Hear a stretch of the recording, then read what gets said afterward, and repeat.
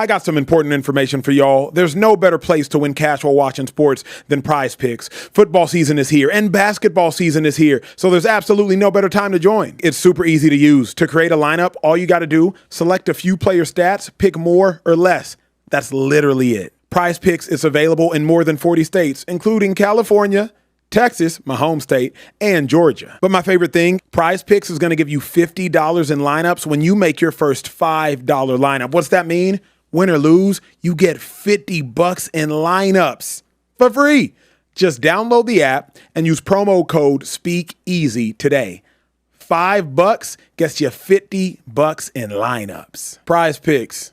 It's good to be right. Hey. Hey, hey, welcome to the Speakeasy, sophisticated sports talk with the best in the game. I'm the large human being behind this bar wearing a black shirt for the 17th straight time, also known as Care Bear Karen, and I'm joined here with two gentlemen that played in the NFL for one team that won tonight, the Philadelphia Eagles. First, in the Speakeasy, we got to talk about the man who created this show. The man that put together this studio in less than 60 days. Bruh. A man wearing glasses that today I'm going to claim our prescription.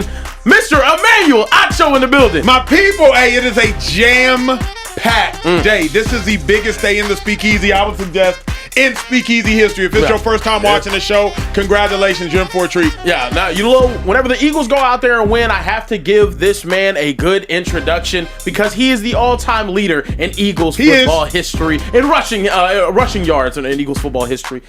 He's also a future Hall of Famer. Yep. He's also the shiftiest running back I've ever seen on my TV screen on Sundays. He's 2'5", 2 live. LaShawn Shady McCoy in the building. How we doing today? Yeah. Told you so. Okay. Told you so. Huh? He did NFC, huh? Yeah, no, he's like that. Also joining us in the Speakeasy today, the man who's the lead on socials here at the Speakeasy, and he gets everything done on time, and he's unbelievably talented, and he's newly married. We're talking about Social Trey in the building. How we doing today, What's happening, fellas? Social Trey, and you came dressed to work. Oh, you know, I knew it was gonna be a big day in the Speakeasy, so I had to, cover my Sunday's best. Had a little button up. Had a little button up going. Look, fellas, we do have a lot to get to. Like Acho said, we do. We have a lot to get to. A lot of news that I know LaShawn McCoy is going to be happy about because tonight on Sunday Night Football, the Philadelphia Eagles dominated the Detroit Lions with a 16-9 victory. The defense looked amazing. The offense, we'll talk about it, but the Eagles look like that team that we saw win the Super Bowl last year. Fellas, is this team back to being the Super Bowl Eagles again? I mean, I told you so. Yes. Like, how can you tell us how to win? We win in different ways. You get what I'm saying? Like, everybody thought the Detroit Lions would give us a great run. You know what? That'd be a great challenge for the Eagles if they could beat Detroit Lions and that explosive offense. Well, they came to Philadelphia. They came to the link. They came and they lost. Talk about it. The Lion came in all tough and all brave, tail all up. He left with 12 between his legs. All I'm saying is we are the real deal. We beat the Rams. We beat the Detroit Lions. Yeah. Who else is left? Y'all beat the Buccaneers. I mean, yeah, y'all beat all the on, contenders man. on that side right now. Y'all have a win over them. The Packers last week. I forgot. I didn't even name them. Yeah, nah. We killed them boys, man. It's you guys are looking unbelievable. Acho, are the Super Bowl Eagles back? We are back in the Absolutely. But we know the Super Bowl Eagles are back because of who they beat, how they beat them, and where they beat them. Come on. The Eagles done beat the Bucs. The Eagles done beat the Packers. The Eagles done beat the Lions. That is the cream of the crop of the NFC. Oh, and the Eagles have already beat the Rams. Those are the teams that you have to beat. You could suggest that the teams the Eagles have lost to, one was a fluke in the New York Giants, and the other they wouldn't see unless the Broncos are lucky enough to make it to the Super Bowl. We know the Super Bowl Eagles are back because who they beat, how they beat them, and where they beat them. You beat the Lions and the Packers 2-5 in back-to-back weeks, but it's even more impressive than that. Jared Goff was 14 of 37. 14 of 37. That's the NFL quarterback.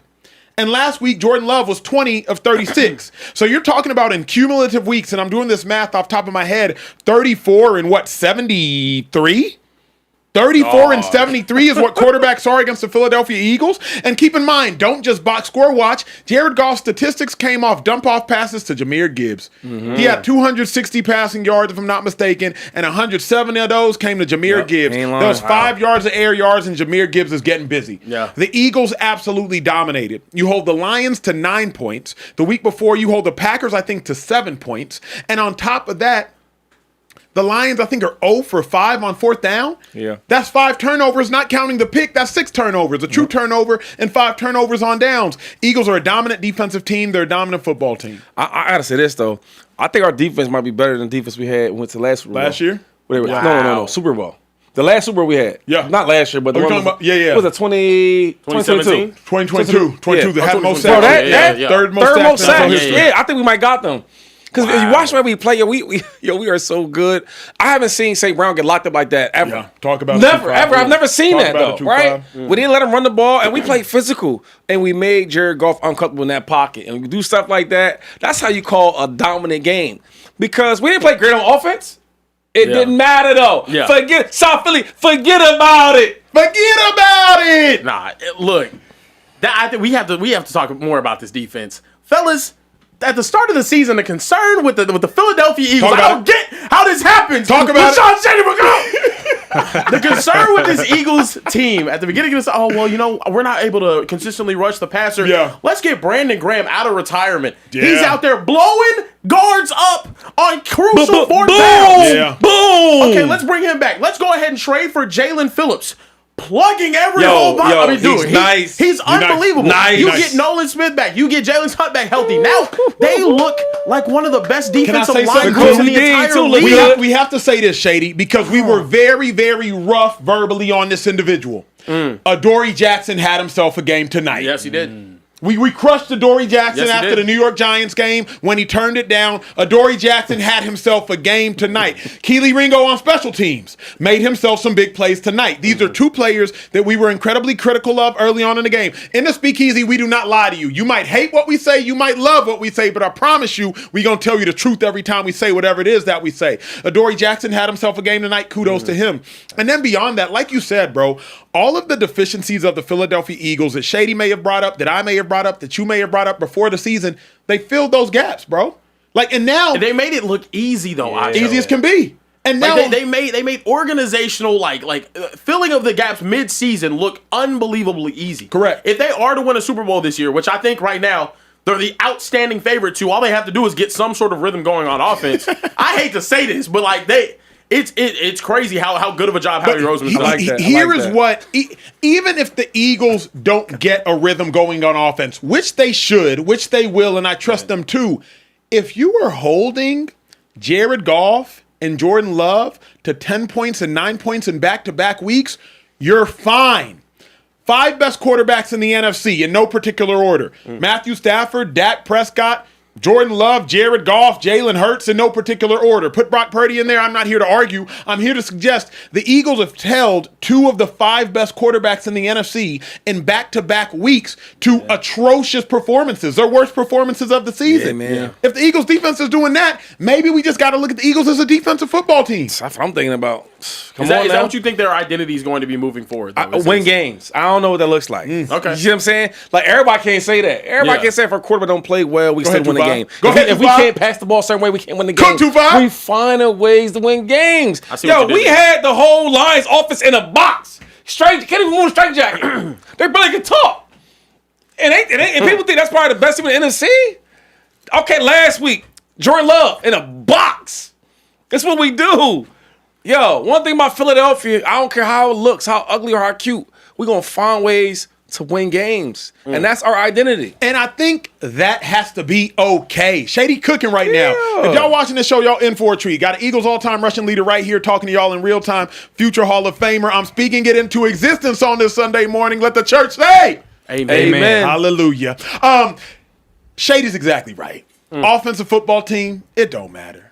Defensive football team, it don't matter. The Eagles are a winning football team. And that's why, like last week when people were saying, the Packers' performance wasn't any good. Bro, it's a win. What's so fascinating about the Eagles 2-5, they have a playoff mentality in November. They have a playoff mentality in December. They have a playoff mentality in October. So when they get to the playoffs in January, every other team is trying to figure out how to conjure up a playoff mentality, but the Eagles have already been rehearsing playoff performances for 3 and 4 months prior. And that playoff mentality is win at all costs. Yeah. Win regardless of how it looks. Win if A.J. Brown gets 12 targets. Win if A.J. Brown gets 2 targets. Just find a way to win. And that's what the Eagles do every single time. And speaking on the targets, I want to ask you this question, all right? Because you're big on like that, everything matters. Yeah. Yes, sir. Do you think that they target him too much today? Like force the ball to him? Yeah. They did. It's funny. Shady said this last week. I'm talking to y'all, obviously talking to my dog. Last week, he already told y'all Jeffrey Lurie doesn't have meetings with players during practice. Ever. Shady been a part ever. Never. Shady been a part of the Eagles organization. Matter of fact, this is the first one's ever been done. First time's ever done. But you had already told everybody. Yes, Big Dom confirmed it, but Shady had already told y'all this doesn't happen. A.J. Brown's targets early on in the game almost felt like a Jeffrey Lurie thing to me. It almost felt like a owner of the Philadelphia Eagles statement. Like the owner of the Eagles went to Nick Sirianni and Kevin Patullo and said, hey, make sure to get A.J. Brown involved. And why do I think that was probably the trade-off? Because A.J. Brown reports say promised that he would no longer take to social media to vent. And that's a fair trade-off. Hey, A.J., if we get you the ball, can you not vent? That seemed like a fair trade-off. So I do think, Shady, they force-fed him a little too much this game, early on in this game, not at the end of the game. But at the end of the day, Eagles got the dub. AJ's hopefully happy. Jalen still wasn't great, which is troubling to me. Yeah. But the Eagles did win. That's actually where I wanted to lead the conversation moving forward. You did mention A.J. Brown. Tonight, he got 11 targets, 7 receptions for 49 yards. The offense, through the air just really wasn't going too crazy. The question for you guys is, though, do you think this Hurts and Brown conundrum that they have, do you think tonight put those concerns that to rest? Or do you think that this is going to be an ongoing thing with them? Because tonight, you got him some targets, but then I feel like Devontae Smith gets 1 target. He gets 1 catch for 8 yards on 5 targets tonight. It seems like there's a bit of dysfunction right now in that pass game. Yeah, they got to figure that out, man, because, it should go in order. I think Dallas should get some targets. I think Saquon should get a couple of targets, right? Yeah. But I think Devontae should be second. You know what I mean? Because he is that good. They got to find a way to get figure that out. I think we had 28 attempts. Yeah. You know what I mean? So they got to figure that part out. Correct. But, listen, they win the game. I think if AJ gets targets or don't get targets, one thing is the same result is we win the game. It's the only thing that matters. They're not wrong for trying to get their second best offensive weapon or the best wide receiver in the ball game. I don't think there's nothing wrong with that. It's got to figure out how find a way to do it better. I remember playing on a team with Deshaun and Macklin. We had Brent Selleck and myself. We all wanted the ball. Now, I just understand how they can't figure that out. They're such a good team with all that offense. I think that offensive team is better than our offensive team. I will say this, if I can interrupt you, 2-5. James Jones said something in the studio last week. James Jones, Packer receiver, I think over 50 touchdowns in his career. He said Jalen Hurts just isn't the type of quarterback that can allow everybody to eat at the same time. You got to remember, Smitty was almost on pace for an all-pro year this season. But simultaneously, A.J. Brown's on pace for the worst season of his career. When A.J. Brown was having all-pro seasons, Smitty was setting nice first-year records and second-year records, but Smitty wasn't sniffing the 1,400 yards he was on pace for prior to this game. A quarterback like Aaron Rodgers, a quarterback like Matthew Stafford, a quarterback like Joe Burrow when healthy, he can make sure everybody's eating at all times. But not all quarterbacks are capable of doing that. I don't think Jalen Hurts is a quarterback that's capable of making sure everybody gets fed simultaneously. But I don't know if it's everybody, though. It's 2 receivers. And I don't get, why is that hard to get them rolling? You got A.J. Brown, who's phenomenal. And then you got Devontae Smith, who's phenomenal. Why they both can't eat? Explain that to me, because you're saying, different quarterbacks. So I'm thinking, what you think the problem is here, though? Because you got weapons. I think a large part of the problem is Jalen Hurts, as it pertains to him reading the field, I just don't think he's as great as the likes of the Aaron Rodgerses, the Peyton Mannings, the Tom Brady's, the Drew Breeses. And again, that's not his strength. That's fine. This isn't a crucify Jalen Hurts conversation, because what Jalen Hurts' strength is, running the football when it matters, being clutch when it matters, tush pushing when it matters, winning Super Bowls and Super Bowl MVPs. The dilemma is his receivers won't all collectively have success so long as he's a quarterback. But the Eagles will have success. And as long as the Eagles are having success, Eagles fans, y'all can't complain. Yeah. You know, A.J. Brown, you know what you signed up for. Yeah, A.J., you signed another contract with the Eagles. You signed 2 deals with the Eagles now. So you know what you signed up for. Smitty, you just signed a deal with the Eagles last year. You know what you signed up for. Dallas Goedert, you know what you signed up for.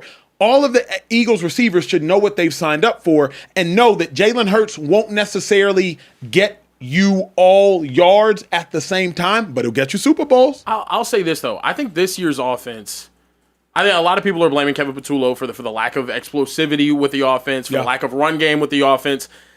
Can they? Obviously, the defense is taking that next step. If they don't find more consistency on the offensive side of the ball, I think there are some concerns come playoff time. But how though? Because there's games where we it's like you this. play against a team like the Broncos that are okay with the low scoring defensive game, and they man. beat you guys already. Like that's what I'm saying. I But don't think you're not hold on, the you NFC side. talking on the other side. We can't No, I understand. I think All right, so y'all are let's NFC Championship at worst team. Okay, all right. So But that's right. Let's start you there. can't say it's not a concern though if the offense isn't being able to get going right now. It's the same Like, results though. I hear you. Just, You know what I'm saying? Like we say that until we get in the game and then we win. It's like, dang, they won again. You know? Yeah, I got you. I mean, Jalen Hurts is a winner. It's like you always hear about like that in boxing analogies. Like, all right, the guy he only fights one way. So, but Yeah. damn, he always wins that one way. Yeah. So what? I just think not being able to get Saquon Barkley. I think there was a stat up on the screen earlier. Last year, Saquon Barkley led the entire NFL in 20-plus yard rushes. This year, he has 2 explosive rushes all season long. And I just think You think that's gonna last long? I don't know if it will. Once we get healthy, he gonna turn that thing on. You think The Saquon thing is, will? we're 10 I don't- games into the season. The reason I don't agree with that. Now, that's where I'm like, you know what? We have a legitimate problem, and the Eagles have a legitimate problem because I do not think that the running game's about to get going. I think in large part because, Eventually? No. Because I think in large part the offensive line is down. Cam Jurgens, y'all saw him leave the game today. Lane Johnson left the game last game.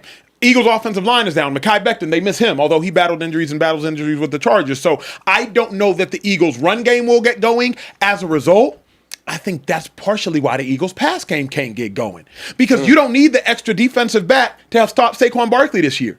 You can stop the Eagles' run game with 7 now. You can stop the Eagles' run game with the 6. Yeah. Front 6. Now you got 5 DBs on 4 to 5 wide receivers. So I think that's also a part of why Jalen Hurts is struggling so much because the Eagles' run game ain't getting going. So Jalen Hurts doesn't have that inherent advantage in the pass game anymore. What's up, But see, we had like last year, he threw the ball great. He didn't throw the ball great last year. Just that we was running the ball so well. Yeah. So even when we ran the ball well, like a lot of them games where Saquon was going crazy, we squeaky got out of them wins or them games with the Rams. Remember that? So I just think, man, like, why can't we all just do our job? That's the only thing I don't get. You're right. Like, and it's not just the players, the coordinators, the offensive guys. like today, I was happy to see some more empty sets, and then they did some more quarterback draws. Yeah. That's what Jalen does great. Yeah. I haven't seen it in a long time. Yeah. Like, we got to start calling the right plays for these players, and the players got to go out there and do the right plays. Let me ask you the most important question of this Eagles conversation, and we are getting to Shedeur Sanders momentarily. Trust me, y'all just wait 2 to 3 more minutes. We gonna get there. I promise you that. we talking about the rookie later. Got the to. rookie. Got to. Yeah, the Shady rookie. McCoy, A.J. Brown, Jalen Hurts. The drama has been heard around the sports world. After this game, after Jeffrey Lurie, after Big Dom, is it officially over? I don't know though. Uh-oh. Because like you kind of happy, agree. but then it's like, yo, do you call them all real targets? Were those all catchable balls? Was those all good routes? You get what I mean? Like now it's gonna be that question mark. So just because it says 11 targets, was it really 11 targets? Yeah. That's the real question. Yeah. And I don't know if it'll never get over, you know, because it's times where, you know, they complained last year about, or certain years about not getting the ball, and then Jalen has a great performance throwing the ball, and it says, that's what you wanted to see. Or AJ complaining about not getting the ball. Next thing you know, the next game he has all these targets. I don't know if it'll ever be over until Jalen's throwing them type of numbers up and AJ's putting them numbers up. Until he's actually getting fed. Until he's having those 100-yard games consistently, like we know that he's capable of having. But I ain't gonna lie, low-key, the schemes is kind of whack, though. Uh-oh. I mean, call it out. Let's be honest. Like when I watch these dudes, like this game was a little bit better with AJ kind of moving him around. Yeah. But when I watch him like the last 4 games, it's like a super basic offense. Yeah. And it's real conservative. Let's not do too much. Let's not lose the game. Instead of going, let's try to win the game. But you know what? Hold on. Like the way the defense played today. Yep. That's how our offense likes it. That's how we call plays. Yeah. Our defense is really, really good. They're shutting everything down. They're getting turnovers. Let's just be safe. Yeah. Instead of like, it's nothing wrong, but you know what? Let's blow the Lions out. We got a top defense getting picks, getting turnovers, stop them on 4th down. Let's go out here and put 28 points up. Yeah. There's nothing wrong with doing that. But you know and what? we don't play like that.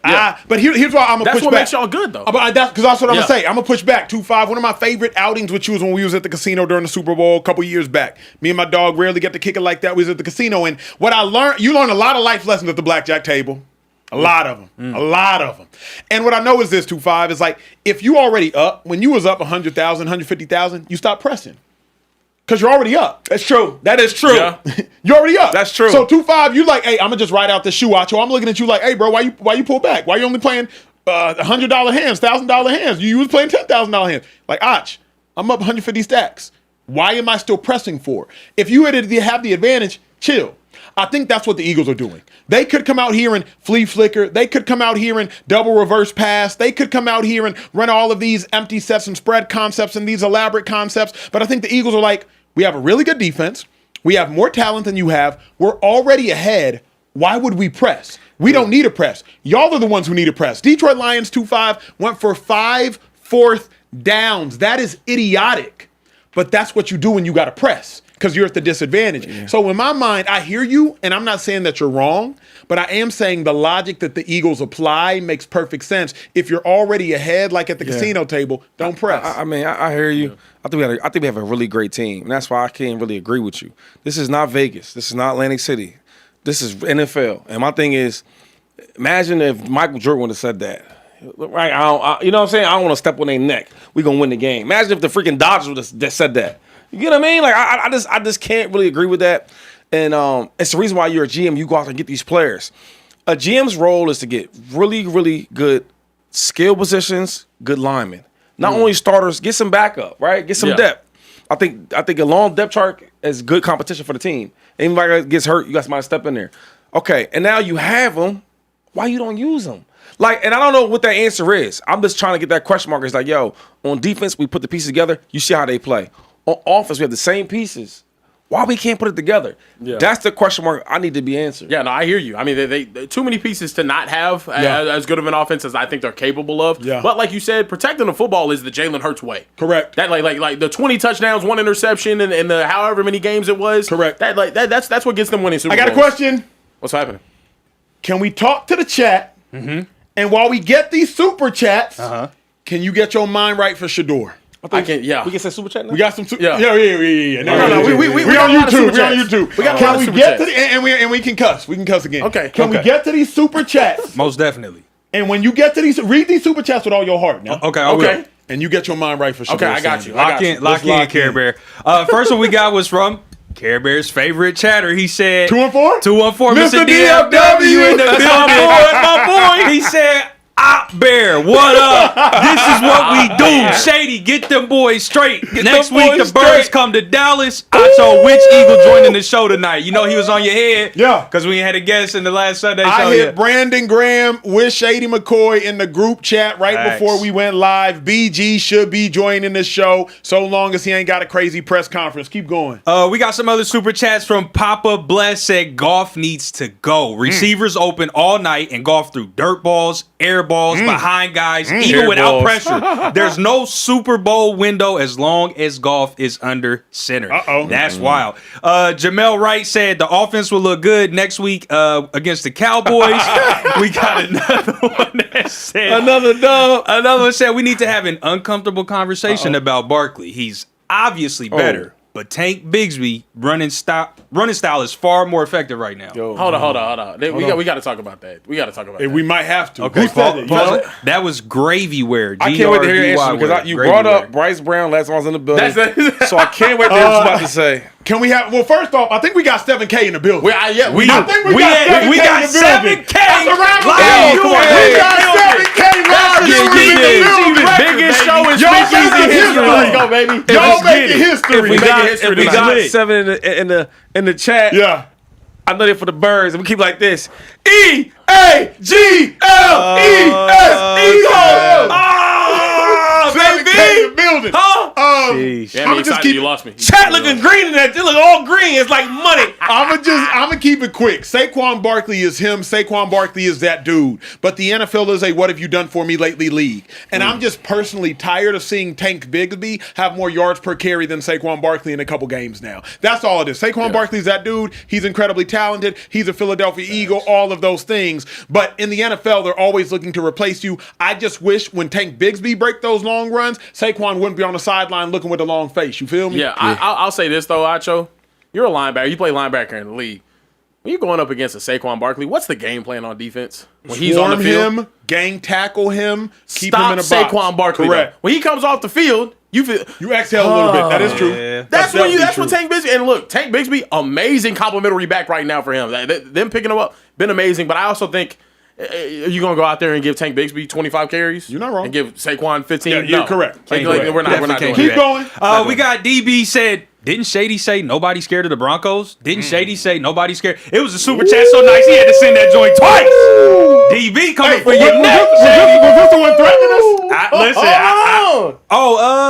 I can't remember if it was or not, but he Two definitely. super chats. Yeah, he didn't Shady say nobody scared of the Broncos and send it twice. Yeah, I don't think so. We gonna get to some. We gonna get to some Broncos Chiefs chat later. It's a show. It's a show. Tonight is It about to be a show. It I is don't a care show. what y'all got going. Grab you a drink. Grab a loved one. Send a link. Tonight is going up. It's Anything going else? up. We got one more from a lady super chatter. Bleeding Green said, "How much of the problem is Hurts not reading the field versus running the play? The offensive coordinator called. I hope that makes sense. It makes all the sense. Makes all the sense, It makes yeah. all the sense. She must see something. She must see something. She asking the good questions. Yeah. At the end of the day, this is who Hurts is. Hurts has never been a true just progression-based elite cerebral passer, but at the end of the day, he won at a high level in college. He wins at a high level in the NFL. So I don't know that Hurts has to become that. So, because like, let me just ask you, like, when you say that, so does that mean he could do like half his job, like 70% of his job, 80% of his job, as long as we win, it's cool? Essentially. Because I'm starting to feel like that. Yeah. And I don't know if it's a good thing because we're always taught, yo, do your best, right? We all get graded out. But I'm learning, like, does it matter to grade him because long as he passes the test, does it matter? And he's passed all the tests. Yeah. If like, we'll see him have a game like 180, 150, 160, or 130. Oh, he's done a bad game. But I watched the same games last year. He did the same thing last year and we won. And we won a championship. Correct. And the name of the game is to win a championship. That's it. Yeah. So I be wondering, like, sometimes the conversation with Jalen Hurts, does it really matter? Yeah. Yeah. I don't think it does. It matters a lot because his receivers are frustrated. Jeffrey Lurie's involved now. Big Dom is involved now. But as it pertains to the Eagles winning, it is what it is. And I think Jalen Hurts struggles from the curse of the gifted. The curse of the gifted being Shaquille O'Neal never had to shoot free throws. He never had to learn how to shoot free throws because he was that good. Yeah. Giannis Antetokounmpo never really had to learn how to get a jump shot. He's tried because he's that good. Jalen Hurts, because the Eagles are winning that much, he just hasn't had to learn how to be that great a passer. Other teams, if Jalen Hurts played on a worser team, he probably would have been replaced by now. At the end of the day, like if he played on a team like the Cleveland Browns, we'll get to that, he probably would have been replaced by now. But he played for the Philadelphia Eagles. They win a lot. Why would you replace a guy who's a Super Bowl MVP? Don't replace a winner. Don't make sense. I get that. If he goes out there for the rest of his career and throws less than 250 every game, but they continue winning at the rate that they're winning right now, What's the average run? he's a Hall of Famer. Like, he's a Hall of Famer. Correct. So at the end of the day, I think he's just under 200 yards passing a game right now. Yeah. Over the season. But yeah, he's a Hall of Famer. If he I keeps want to doing what talk he's doing about right Shedeur. now. Look. We do need to talk about Shedeur Sanders. Biggest news out of the NFL today. Let's go. Was The fact real is back. The Cleveland Browns in a matchup against the Baltimore Ravens debuted Mr. Perfect Timing. Shedeur Sanders took the field for the first time after Dylan Gabriel went down with a concussion. crowd went crazy. And, just take a listen to the crowd right here. Turn fellas. me up. It is Shedeur Sanders. Nobody want to see no Dylan Gabriel. Came out. Electric crowd reaction. Went Come out on, there man. and on the very Fans do first not play ended know up that getting Gabriel is being a completion. evaluated for a The concussion. culture, man. That Huh? drive, The however, culture, man. That drive, The culture. however, did Yeah. end with a sack where Kyle Hamilton ended up taking him down Yeah. on a pressure and ended up hitting the It Shedeur was Sanders Kyle celebration Hamilton. afterwards. That's when you know you. That's when you know you made it. They doing your dance. You didn't even play a full game yet. That's a yo. Wait, real quick. Exactly. That's some crazy Yo, hating stuff. that is a not even hate. It's really respect. okay, That's I an got you. all-pro elite safety doing the touchdown dance of a rookie quarterback. Yeah. That's his first year starting, first game starting. Yeah. It's a lot of respect, though. A lot of respect. 2-5. I've been waiting on this moment all Sunday for your reaction, bro. Yeah. I've been waiting. What you want to know? What you think? It's solid. I mean, he's a rookie out there. His first game playing. First game, he didn't even start. His first game playing. And then, like, the game plan wasn't for him. That game plan was for Dylan Gabriel. I don't know what his might be different, right? Another thing is, he a rookie. But everybody, they were so happy he didn't play great. They're so happy, though. But some of their favorite rookies didn't have good years, right? We just watched a guy like Caleb Williams. He's just kind of turned the corner, and it's really just peeking past the corner, not even turning it.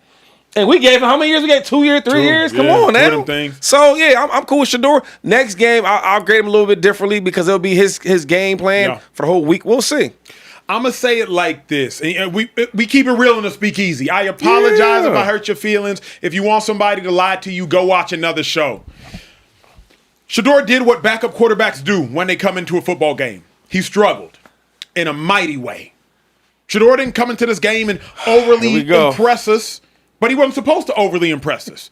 He came into the game as a backup quarterback that didn't get first-team reps all week, all season, all off-season, and he struggled. 4 of 16, 47 yards and a pick, 2 sacks. He did what a backup quarterback's supposed to do. Struggle going up a first-team defense. Now, here is the lie that I have to dispel, and I know we about to argue. Oh, man. Shedeur didn't get first-team reps. That's not an outlier. Backups don't always get first-team reps. Some do, but do not sit here and act like the Cleveland Browns are a part of some sort of negligence or malpractice.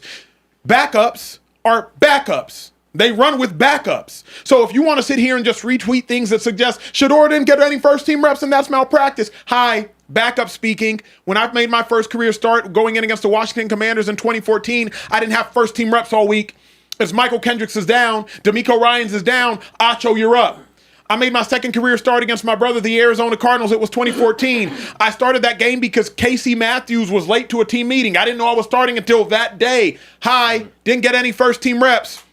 Backups get treated like backups. So I just don't want you all to think that it is an outlier that Shedeur Sanders did not get any first-team reps. Now, I wish he would have got a couple. Sprinkle some in here during the offseason. Sprinkle some in there during the offseason. But for no reason should you all start to believe that backups run with the ones. Ones are ones for a reason. And 2s are 2s and 3s are 3s. Care Bear, why are you looking at me like that? You play linebacker. Yes, sir. I would say that a quarterback getting rhythm with his wide receivers is a very important thing. I would say a quarterback getting a timing with his receivers is a very important thing. Absolutely. I think it's an interesting situation with him not getting any backup reps or getting any first-team reps just because it's not like he's sitting behind D'Amico Ryans. He's not. He's sitting behind a third-round quarterback. Yeah. Also, if we're being completely honest, a very injury-prone third-round quarterback. You go look at I'm sure they did their scouting report as well. Dylan Gabriel's been hurt a lot. At the collegiate football level, he was hurt a lot. This is something that they had to expect could possibly happen. And not having that preparedness to throw your backup quarterback in there, in a game that you lost, by the way, because of his lack of preparation, in my honest opinion. In my honest opinion, I think you did. But here's the thing, and I can't wait for, and Shady's he's thinking here, and I know you're finna come to somebody. Dylan Gabriel being a rookie is all the more reason why Shedeur shouldn't get first-team reps. Because Dylan Gabriel needs as many reps as possible. I hear that. Again, for anybody who's criticizing Shedeur Sanders for struggling, you don't understand the NFL. A backup against the Ravens defense that is scorching hot right now, number 3 defense in football since week 6, a backup going against a defense that is scorching hot is supposed to struggle. Did y'all see every time that the Ravens got in the third down, they blitzed Shedeur? And I took note of this because I want y'all to know how much work I actually do for this show. Shedeur Sanders' third downs today. 3rd and 8, 3rd and 10, 3rd and 3, 3rd and 6, 3rd and 12, 3rd and 10. Wow. Those were Shedeur Sanders' third downs. He only converted, I believe, 1 of them. Because on average, his third downs were 3rd and 8 or longer. Shady, you know this. That's not a successful opportunity for an offense or a rookie quarterback that's never run with the ones. So I will say 2 things that are very true. Shedeur was not impressive, but Shedeur's a rookie and it wasn't supposed to be impressive. Had Shedeur been impressive, I would have been like, oh, snap. Hold on now. He was a rookie. But before Shady goes, though, as well, if Shedeur would have been impressive, it would have been the first impressive performance we've seen from a Cleveland quarterback this season. outside of Dylan Gabriel's first start, I think his first start against overseas. That was impressive. Yeah, in London. overseas. Yeah, he had Two two touchdowns. First in that quarterback to have 2 touchdowns against Yeah. Brian Flores' defense this season. No picks. I'll just say this, man. Like, I guess you're grading him as a backup. That's your opinion. But he's a rookie. Tell me some rookie quarterbacks that do well in their first start. Now think about that. Now tell me some rookies that do well in their first start and they're not the starter. Tell me though. Yeah. So you can grade him as a backup. I'm not gonna do that. I'm gonna grade him as a rookie that is making his first start and he didn't even start the game. Let that sit in there. Pause. But but let me ask you this though, because you said to me, backup rookie, that's just the double punishment. Like I've seen backups go into a game and do very well, but I've seen veteran backups go into a game and do very well. Right. There you go. Rookie backups that ain't made no reps with the ones. I'm just not surprised he struggled, and I'm not going to condemn him for struggling again. Care Bear, you know this. National championship game 2011. I'm out here versus Alabama. We're playing against Nick Saban. Yeah. Nick Saban's first natty. Our starter, Colt McCoy, gets hurt. Garrett Gilbert goes into the game. He had never taken any first-team reps. He has 4 touchdowns that game. Yeah. We think we about to go to national championships forever. Yeah. Because we anticipated he was going to suck, and he didn't. If a backup goes in and doesn't suck, that is earth-shattering news. When a backup rookie goes in and sucks, that's just par for the course. So all this excessive criticism of Shedeur Sanders is completely unnecessary, unmerited, and unwarranted because he did what backups are supposed to do. Just what I can't let the world do is try to charge up the Cleveland Browns and say that Shedeur Sanders should have been getting multiple first-team reps all offseason and all season. That's what I can't do. Yeah. Oh, so you saying he struggled? You saying why he struggled? Of course. Okay. Yeah, Okay. he should have struggled. So we saying the same thing, Yeah, right? he absolutely But should have I just struggled. don't. It's not. I'm not going to go to backup role because I see some backups ball out. I'm just saying he struggled because he's a rookie, right? Making his first debut start, and he didn't even start that game. Yeah. So that's going to be hard to do anyway. Now let me ask you this. When I used to gamble, right? Because I don't gamble no more. When I used to gamble, Bet against rookies. anytime a rookie's about to start, oh my god, I'm putting the whole house on the line. Yeah. Now, but given how talented we know Shedeur is, were you disappointed in his first start? He's a rookie. Or his no. first game action? Yeah, he's a rookie, man. Like he's a rookie, and But he's special. yeah, but Acho, this is his first game starting though. Imagine when you was a rookie, your first game starting. I was super nervous, right? And then He didn't even start for clarity. Yeah, Yeah, your First debut First game. game Yeah, playing. your first He didn't game even playing. start. and he's not even starting this game. Yeah. So like, I'm okay with that. I'm all right with that. I'm And he okay with comes that. into the game against the Ravens team that's in a gotta-have-it type Gotta have it. situation. And they desperate and all in the that? second half Come on against now. multiple All-Pros on the defensive But side of the ball. hold on. I watched last year's or 2 years ago's number one pick overall. Yeah. Kenneth Williams. Yeah. Struggled. I watched the one for the Panthers. What's his name? Bryce Young. Bryce Young. Yeah. First pick overall. Struggled. Yeah. But we not gonna give him a pass, and he wasn't even starting this game. But let me ask you Come this. on now. For as special as Shedeur Sanders is in all of our minds, right? He did what every other rookie did. Yeah. So then can we continue to call him special?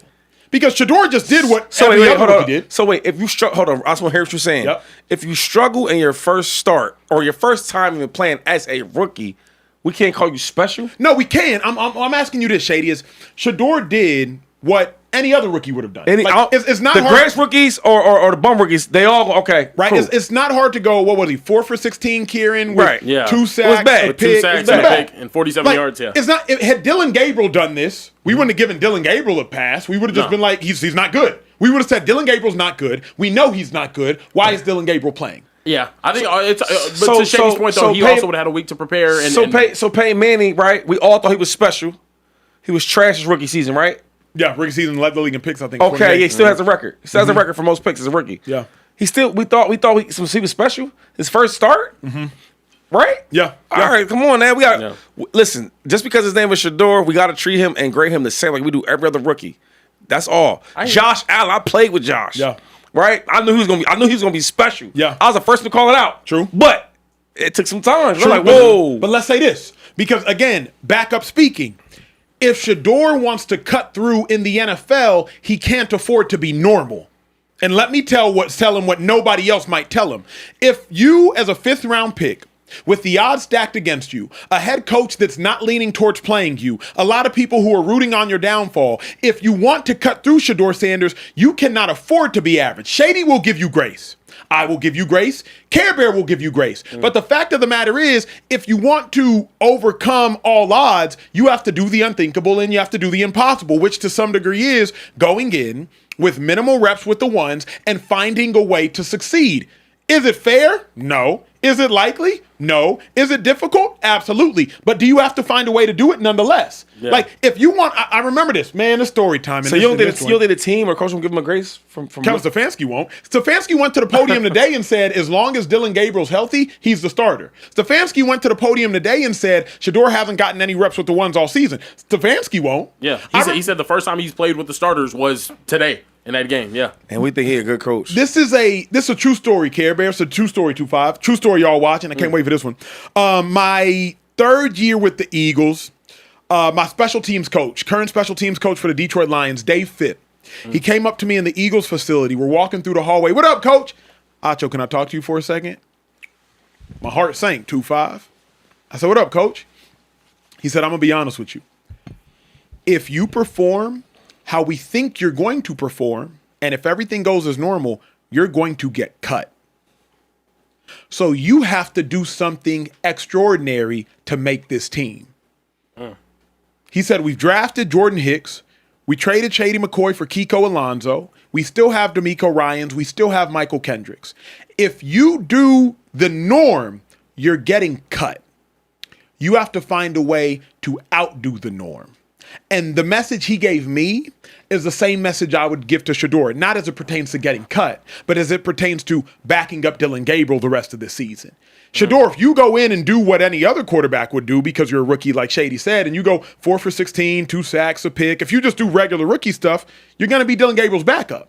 But if you go in and do superstar stuff, somehow, some way, you find a way to muster it up, all of a sudden, you can change up the matrix, if you will. And so, Care Bear 2-5, that would kind of be my message, is like, if you do Shedeur what every other rookie does, you'll get treated like the 5th round pick they're treating you like. I can hear. I mean, yeah, he was going to have to be special today to be in the conversation for starting another game. Yeah. Or starting the next game, if Dylan Gabriel's able to go next week. Yeah. I think it's What's Shedeur say? Because did he speak today? Yeah. We have the audio from Shedeur here. He got to talk on the press availability after the game. I'll let you guys take a listen. How's everybody doing? How you doing? Decent. First and foremost, I want to thank God for giving me the opportunity to get out there.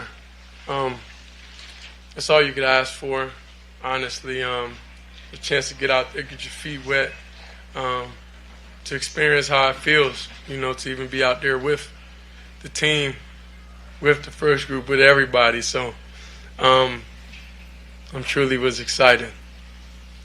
How's it?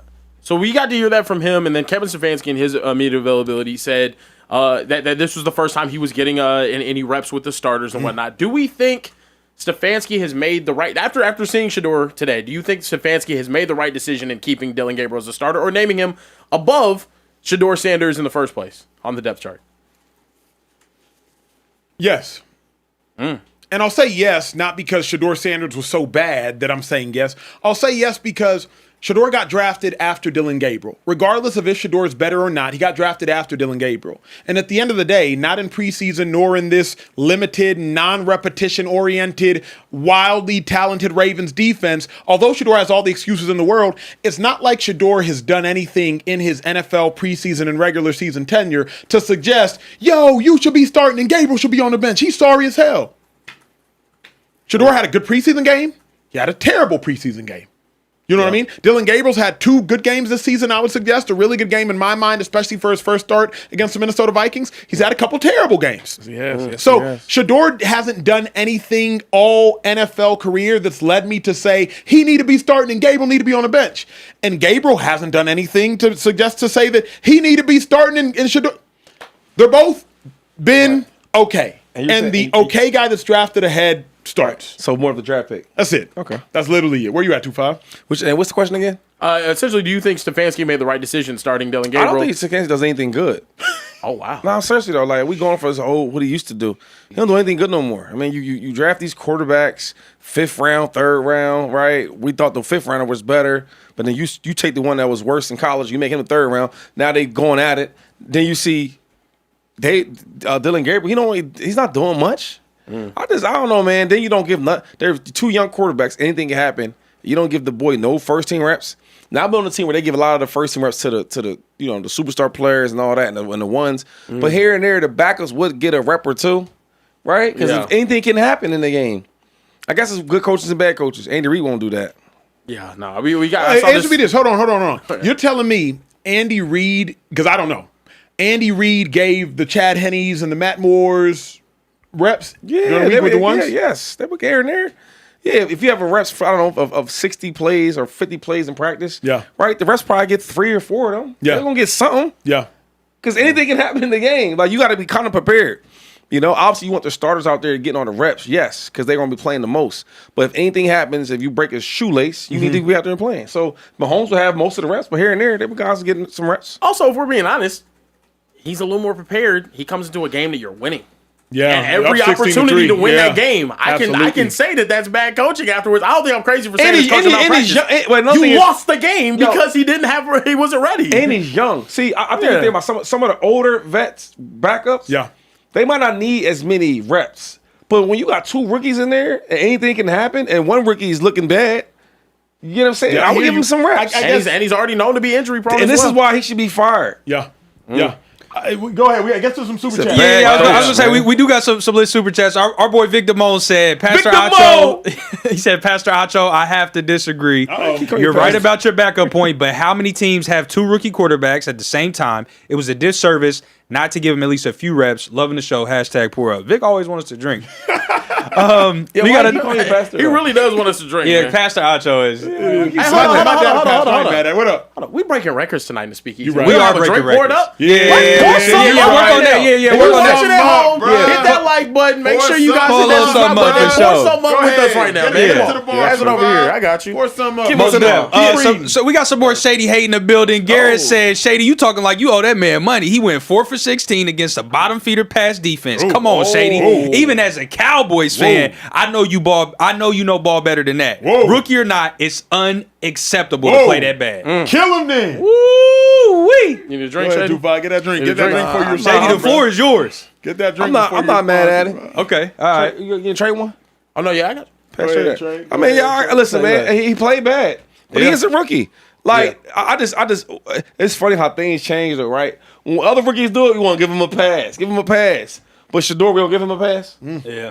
Think about it. Why not? Yeah. He a rookie. Right. We got Caleb Williams. They was trying to throw him away. Yeah. Were they not? Yeah. Come on, dog. He a rookie. We got a $20 super chat from Doggy Bones. Said one of the Ravens coach said they prepared for Dillon and Sanders, but his own team didn't prepare him. That's embarrassing for the Shedeur haters. Shedeur completed some 3rd downs. Dillon couldn't even do that in the first half. Last one I got, Joshua said we should judge Sanders after next week. He'll have first team reps, and the game plan will be made more for him. And that's what we're going to see and him. they play against the Ravens. I guarantee this. If they give him a chance on that first team reps, you're going to see a lot of this in the game. A lot of that. A lot of that. But you know what's interesting? Shedeur going to get first team reps at practice, even if he don't play this week, because of the concussions. Right. So Gabriel's not practicing on Wednesday or Thursday, probably even if he clears Gabriel's protocol. not better than Shedeur Sanders. He never was. He never will be. I can say he never was. That's for sure. Shots. Shots. Oh, yeah. Hey, we breaking records. Breaking records, man. Appreciate y'all. Y'all watching at home. We breaking records. Record-breaking Speakeasy. Hey, we got a lot to get to. We do have a lot to get to. First, I wanted to show you guys this funny tweet. I thought it was hilarious. It says Stefanski on the sideline watching Shedeur struggle after literally not preparing for the playoff season. Birdman rubbing his hands. I called this weeks ago. I said whenever he gets in the game, there's no shot, in my opinion, he was going to be able to go out there and play well, just given the circumstances. He had some drops out there, too. Yeah, he did have some drops out there. I don't know out who the hell 84 is. Catch the ball. Yeah. Catch the ball for the rookie. When you got a rookie in the game, everybody should bring their game up to help them out. Yeah. They rattled. They're nervous. They rookies. That's the man don't catch the ball, 84. All right, now moving forward. Hey, real quick, Shady, can you text BG, bruh? Texas man, BG, get him in this record-breaking show, See bro. if we You know can what I'm get BG saying? up in here. See if we can get Brandon Graham in this record-breaking show after this Eagles real dub. quick, bro. quick, Care Bear. Oh, what's up? What's happening? I asked the chat who deserves to start more next week. 81% said Shedeur Sanders.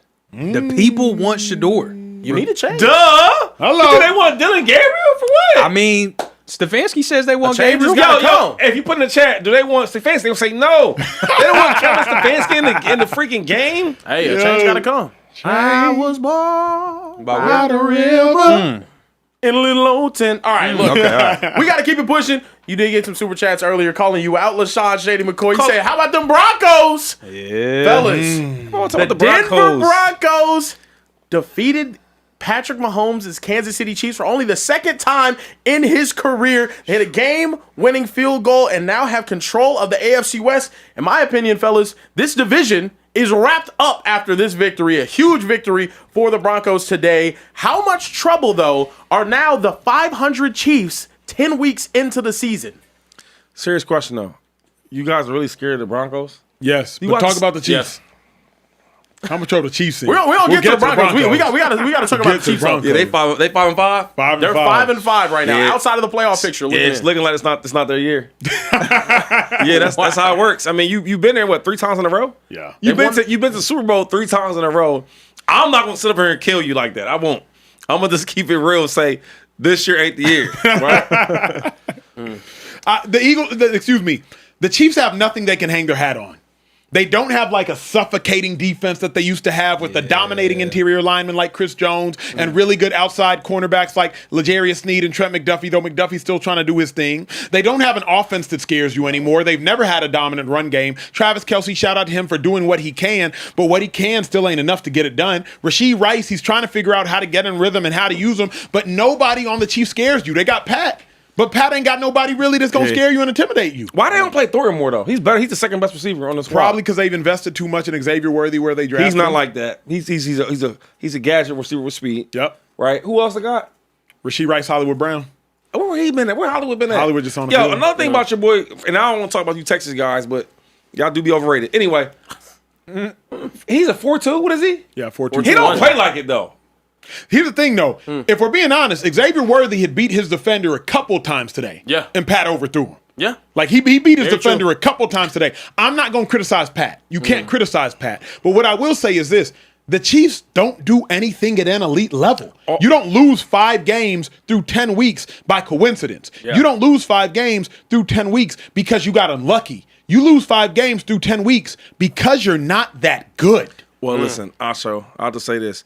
I watched Pat with fast receivers. You know what he did? He beat his own records. He set them and beat them every other year. Yeah. Your boy's supposed to be so fast. All I'm saying is he's a 4.2. He don't play like 4.2.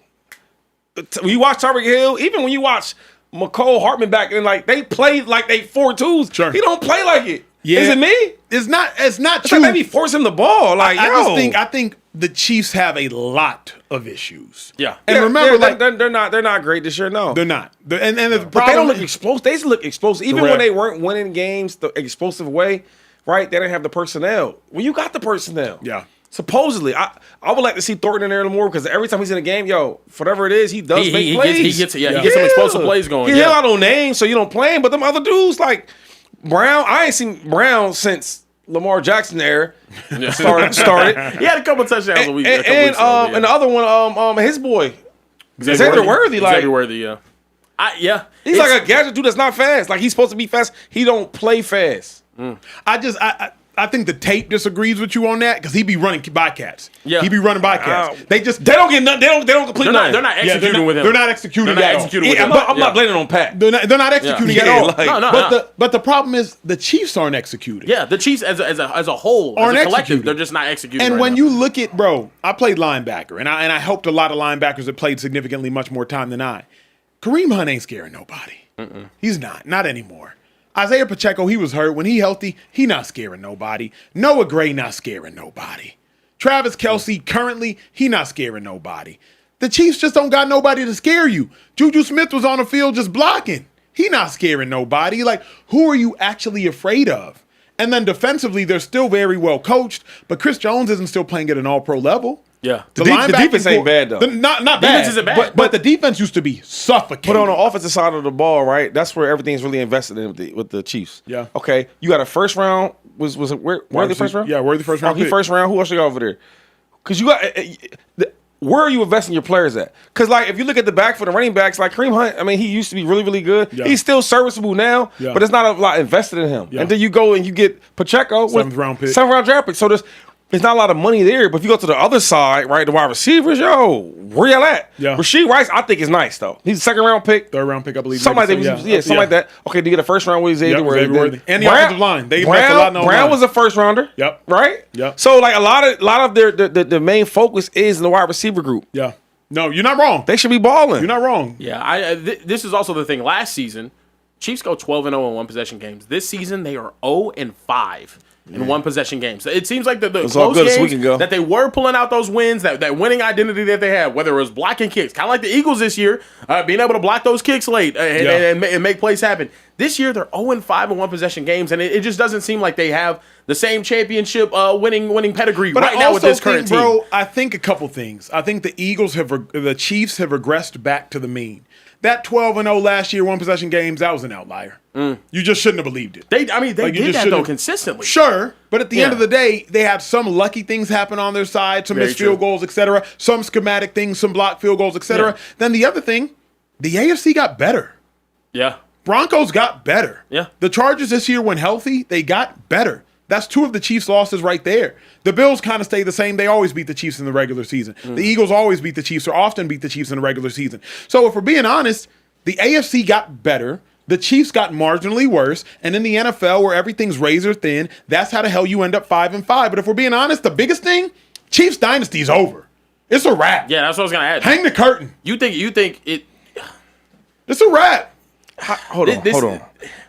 So they go 3 times straight to the Super Bowl? Yes, sir. Okay, so sorry if I'm wrong. 3 times straight. You're not wrong. Okay.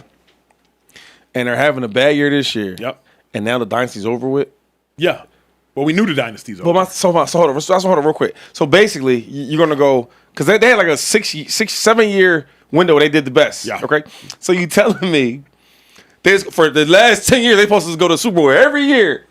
Because I've never seen that They before. won their division 9 straight straight years. So yes, they won their division 9 times in a row. Sure. Okay. I think I didn't want to get to that. It's because they got so many stats. Okay. And this year they're not. Yep. Okay. So if they win it next year, it will be in 10 years. You won it. 11 years, Oh, you won 11 10. years, 10 times? Winning your division doesn't dictate dynasty. I want to to stop. me. I want done. Okay, keep going there. So normally, if you win your division, you go to the playoffs, Yep. right? And when they in the playoffs, they normally go to the AFC Championship game. Sure. And you saying 1 year going to just change your whole mindset of that? Here's why, Shady. We've seen it before. What's history do, Care Bear? Repeats itself. History That's what they repeats tell itself. you. The Patriots did the same thing. Yeah. The Patriots won 2 Super Bowls in 3 years, I believe it was, Something maybe like 3 that. and 4. Then they had a 10-year hiatus from Yeah. 2004 to 2014. The Patriots did not win another Super Bowl. I believe they went to one, obviously, 2007. That was a perfect season, 19-0 until they lose. The Chiefs did not win another Super Bowl for 10 years. I believe that history is going to repeat itself. I think the Chiefs are about to go on a Super Bowl hiatus. Will they still be good? Of course. Tom Brady won the division 18 times in 21 years, if I'm not mistaken. Come on, man. the Chiefs are still going to win the division a multitude of times. But are the Chiefs going to continue to have this dynastic Super Bowl run? No, I think this is a hiatus. I think now you're going to see a recycle of who's the new Chris Jones? Who's the new Travis Kelce? Yeah. Rob Gronkowski was not a part, and Dante Hightower were not a part of the first Super Bowl. It was the Deion Branch and then Willie Teddy McGinnis, Bruschi and Teddy Bruschi, Mike Vrabel. Like, they weren't a part of that the first era. The second era, Julian Edelman, Rob Gronkowski. Chris Hogan. Like, who's going to be the next wave of Chiefs Super Bowl players? In the next let's say next 3 years. That's going to be there. The next 3 years, do you think that the Chiefs will be in the AFC Championship game the next 3 years? I think they'll make it to one AFC Championship game in the next 3 years. Probably one Super Bowl, maybe, even in the next 3 years. Maybe. But Shady, making a Super Bowl continues the dynasty, though. The Patriots did. I don't know if they're. I don't think they're going to win. Like they didn't know 7. You have to take a break. You feel me? Like the Patriots took a 10-year break. They were in it. We can't ignore times, history for sure. Yeah, but didn't get it done. But Bill ain't Andy Reid though, so they're gonna figure that out. Oh wow. Yeah. But it's not even that, Shady. It's who are they going to figure it out with? But that's what I'm saying. That's why I said that he's not Andy Reid. Andy Reid drafts all his players. Yeah, most of our superstar players, they draft them. You know what I mean? So I think they're good at that. And then you talk about Brett Veach. Howie Roseman's probably the best GM in football. The number 2 is probably Brett Veach from the Chiefs. Yep. So they're going to be all right, though. Yeah. And it's just crazy to hear you say, like, they've been good for this long. I think this is the They hiatus. going to get a core- break or two, and they going right back. No, this core though, this core of superstars. I said this earlier in the season, by the way. Acho recycling my takes. Just saying. No, but this core that they have though, the Chris Jones, the Travis Kelce's, they're on the way out. Yeah, they're on the way out. So now it's who are going to be those other superstars on my team that I can build around. Got to draft some, maybe trade for some. We're going to see what they can do moving forward. But the team that's here, that's now, that hasn't went over the Eagles, that looks like one of the best teams in the entire NFL, LaShawn Shady McCoy, are the Denver Broncos. And one Emmanuel Acho put out a tweet earlier today that said the Denver Broncos are the best team in the AFC. It's real simple. They've won 8 straight. They beat the Super Bowl teams, the Eagles and the Chiefs, and their 2 losses are by a combined 4 points. They have a Super Bowl head coach and a killer defense. The Broncos should be feared. Let's talk about that fear. How scary are those Denver Broncos? Hold on. Rome, take that back up again. Take that back up. 2-5. Did you see this, bro? Why are we getting threatened with a super chat? Look at the reply. Oh, yeah. Read the reply. He said, nah, keep that same energy. LOL. You would cut on a dime. 25. Constantly downplay us and both. Chat for that ass. Man. Listen, We got threatened with a super chat? yeah, I'll just say this, though, man. Like, defense phenomenal. Yeah. And I got to give some credit to Sean Payton. Sean Payton, the stuff that he's doing with that type of offense, right? He's getting a lot out. He's getting a lot out of the offense. There's nothing really there. Yeah, throwing to Troy Franklin. Like if he's game planning though. I'll just say this though, they can't go nowhere with Bo Nix. I'm gonna say that right now. What? You all right? Wow. I watched the game. I don't know what y'all watching. None of that Shady, stuff. that sounds crazy. None of that stuff he's doing is impressive to me. It's not. It's real basic. They got a real basic offense that Sean Payton's scheming up. All right. But sometimes that's all it takes. Like, let me say this. But you look at the player. You look at the player. All that. Look what I'm saying. I'm saying with a safe, conservative offense. That's not conservative. This ain't That conservative. offense. Fair. You fear the offense? I don't fear it, but it's not conservative. Are they aggressive? Sean Payton, yeah, they run all types of tight end fall down throwbacks. They get all vertical. types of, They run the ball and off the play action. Everything's off bootlegs. Listen, I'll say this much. I ain't played defense, but if I'm a defender, I'm happy to play them. You might be happy to play Bo Nix. I'm happy. You're not happy to play Sean Whoa, Payton. whoa, hold on, my man. You're not happy to play Sean Payton. Hey, listen, I don't know what the car is. I know who's driving the car. I don't know if it's a Ferrari. What is it? A Honda? I know who's driving that mother. And who's driving that mother, I'm betting against him. I don't think he's that good. I gotta Shady sound crazy right now, bro. Because I don't think Bo Nix is that good. No, because you're Nothing not. he does is impressive to me. The Broncos are clearly the best team in the AFC right now. Clearly. Them and the Patriots. Here's You want to? I don't even bet no more. But you making me about to bet. Chill. Bo Nix ain't like you talking to him like here's the thing. The Broncos have beat the Chiefs and they beat the Eagles. And we know how we feel about both the Chiefs and the Eagles. The Broncos got 2 losses this season by a combined 4 points. 2 losses by a combined 4 points. Yeah. One of those losses, the game was over and they won. It was against the Colts. Colts kicked a 60-yard field goal and missed. Broncos had a penalty. They move up the kick. Colts make the kick. Broncos lose by 1. Broncos got 2 losses on the season. Yeah. And I would suggest those 2 losses in my mind are erased because you beat both teams that are in the Super Bowl last year that returned their Super Bowl winning quarterbacks. They beat 2 Super Bowl MVP quarterbacks on the season. What else do you need to see from the Denver Broncos? And for those who want to say the Colts are the best team in ball, look at the Broncos division, look at the Colts division. Those who want to say the Patriots are the best team in ball, look at the Broncos wins and look at the Patriots wins. The Broncos are clearly the best team in ball, and the Broncos have a Super Bowl winning head coach and a defensive coordinator that knows what the hell he's doing, and a defensive player of the year at corner that ain't even played the last 2 games. That defense is like so you think the reason why they're one of the best is obviously the defense, correct? Of course. You know, it's funny, man, because when the Eagles had a really good defense, right, and our offense didn't look good at times, y'all was, is this team in danger? Are they still good? You always ask us about the Eagles. Am I lying, though? Yeah. Like, even right now, all we do is find ways to win, and our offense is struggling, but our defense is phenomenal. And you'll hear questions about, how we look. Are we a bomb ticking to blow up? No. All I'm saying is I watched stuff like this before. I'm not hating on Denver because Denver has a really good coach. Sean Payton is one of the best. You see why. This is in his second year. Look what they're doing. So you see why. I've been saying impressed by it. I'm really not. I'll say this though. I can't have you go at the Denver's offense for being conservative and having an elite defense when that's the exact same structure that the Eagles have right now. You praise Call them him out on the hypocrisy, You did bro. it. You did Call him out on the hypocrisy. Press him, I'm bro. sorry, like, bro. Jalen Hurts had Don't 135 apologize. yards passing Don't tonight. apologize. I understand what you're saying, but also Bo Nix is in year 2. Thank you. He's in year 2. And I agree with you. I don't think Bo Nix, there's anything that he does that's special. Okay. But Jalen Hurts is also showing you sometimes you don't have to be that special to go out there and win football games. Like, I know, but you keep throwing these names and these words around these teams. My man, we're the defending champs. I hear you. So everybody can't just run that show and go and win a Super Bowl. Everybody can't do that. So he through 2 years is doing the same, if not better than what Jalen Hurts was doing. You're not getting it. I just told you we the defending champs. I hear you. You talking about a team that's playing well right now, right? That's trying to take our motto, I guess what you're trying to say. Yeah. Win a championship to do that. Okay. Right? Okay, so even us, I had question marks.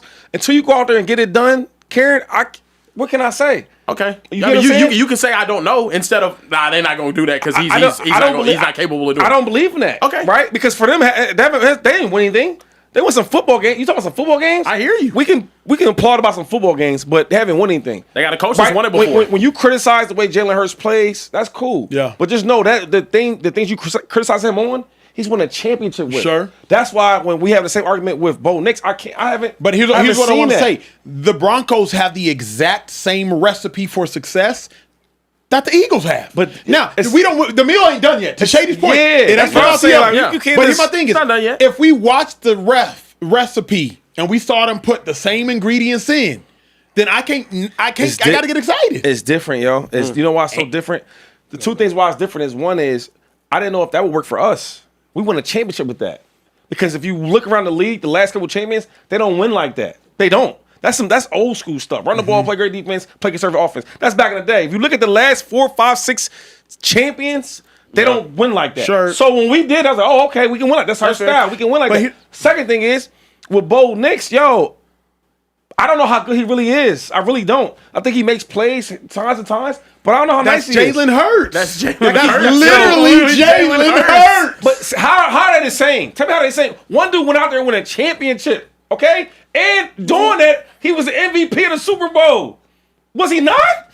One dude was second in MVP voting one year. Yeah. They are not the same. Not yet. Yeah, not yet. So hold up. What are they? 8-2 right now? Yeah, 8-2, maybe 9-2. With no difference. 8-2. 8-2. So 8-2. I don't know. Is it 9-2? We 9-2. They're 9-2. So out of the 11 games we've seen, we about to put in with Jalen Hurts. No, that's not what we're saying. Yeah, y'all saying that. What we're saying is because one dude won a championship, the other dudes didn't. What we're saying is the recipe the Broncos have right now: really good defense, quarterback that makes plays at times, but nobody thinks he's necessarily elite. A quarterback that benefits from the scheme around him and maybe even the players around him, and the great defense. That's what's leading to wins. The Broncos have won 8 straight games. Let's hope they keep it. Let's keep it up. Games, Shady. Because I don't know how long that can last. Because there's one team they went to the Super Bowl and won it. I don't know if that can last. So let's But here's my question. Have our fingers crossed and pray. But what about Bo Nix over the last 2 years? And what about Sean Payton? And what about this Broncos defense leads you to believe it'll break? Like, Bo Nix isn't bad. We know that much. I think he might be a beneficiary of a scheme. Yeah, he's okay. He's okay. Right? Sure. All right. So let's not, because you guys, I think you say his name, y'all chest is getting out there, and he's not that at all. He's not that. He's not wildly talented, but he's good enough.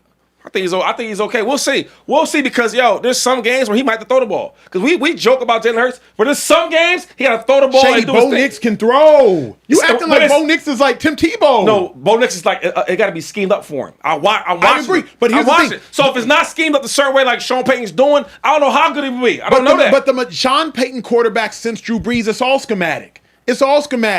Oh, the Derek Carr stuff, it was like, it's all schematic. Sean Payton is a scheme-based coach, so it's not like Sean Payton going anywhere. All I'm saying is this, though. Y'all want me to tell you this quarterback that's playing well right now is something special about him.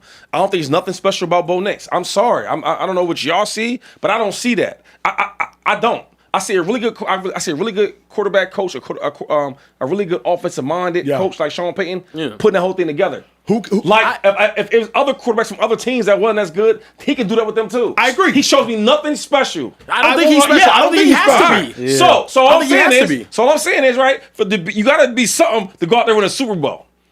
And we're gonna find out. You have to be something at the time.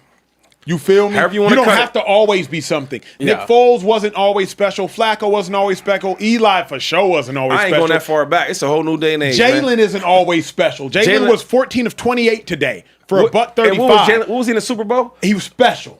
So you just got to be special when it matters most. Hold up. He got the clutch gene though. That's special. He don't have that.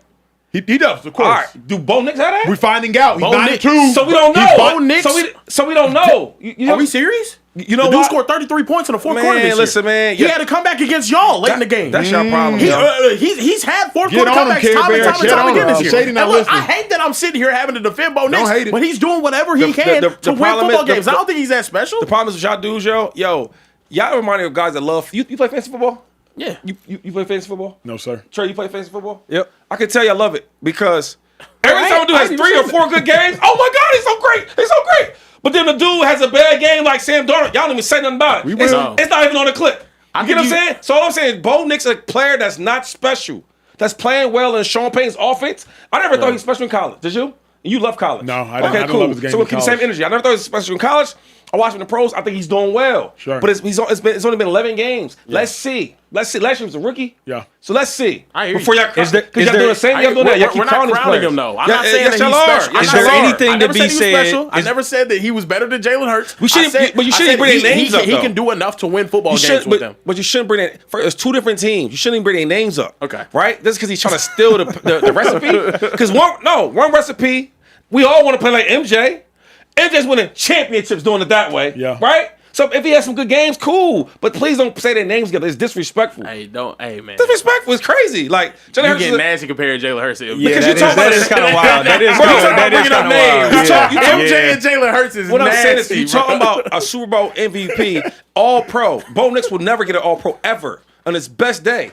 It's disrespectful. In year 2, I don't think I we think can it's say that disrespectful to shit. say that he can't do that in I year don't think 2. you can say that, bro. I'm done talking about it. Jalen Jalen Hurts year I'm done 2 talking and about Bo it. Nix year 2 I'm look done- eerily similar. Yo, I'm done be talking honest about with it, yo. So now you wouldn't have telling said- me he gonna be an All Pro? Shady. You Jalen wouldn't has have said find Tom Brady out. was an All-Pro in Jalen his has second year in never the had league. more than 25 passing touchdowns in a season. Was he All Pro? Yes. Was he all? Off 17 tush pushes. Yes. I don't. Hey, listen, man. They touchdowns, right? Trey, what's the super chat saying, bro? on, I'm man. about Coming to All Pro to I'm a about to non get hot, bro. What's Super chat is you know they got opinions. Hayden Smith said Broncos got a championship defense, but like Shady said, Bo Pitt gonna cost them. Look Come at the on, Vegas telling Super Bowl you. odds. Broncos are 11. Why? Because the weak link is the quarterback, the most important position.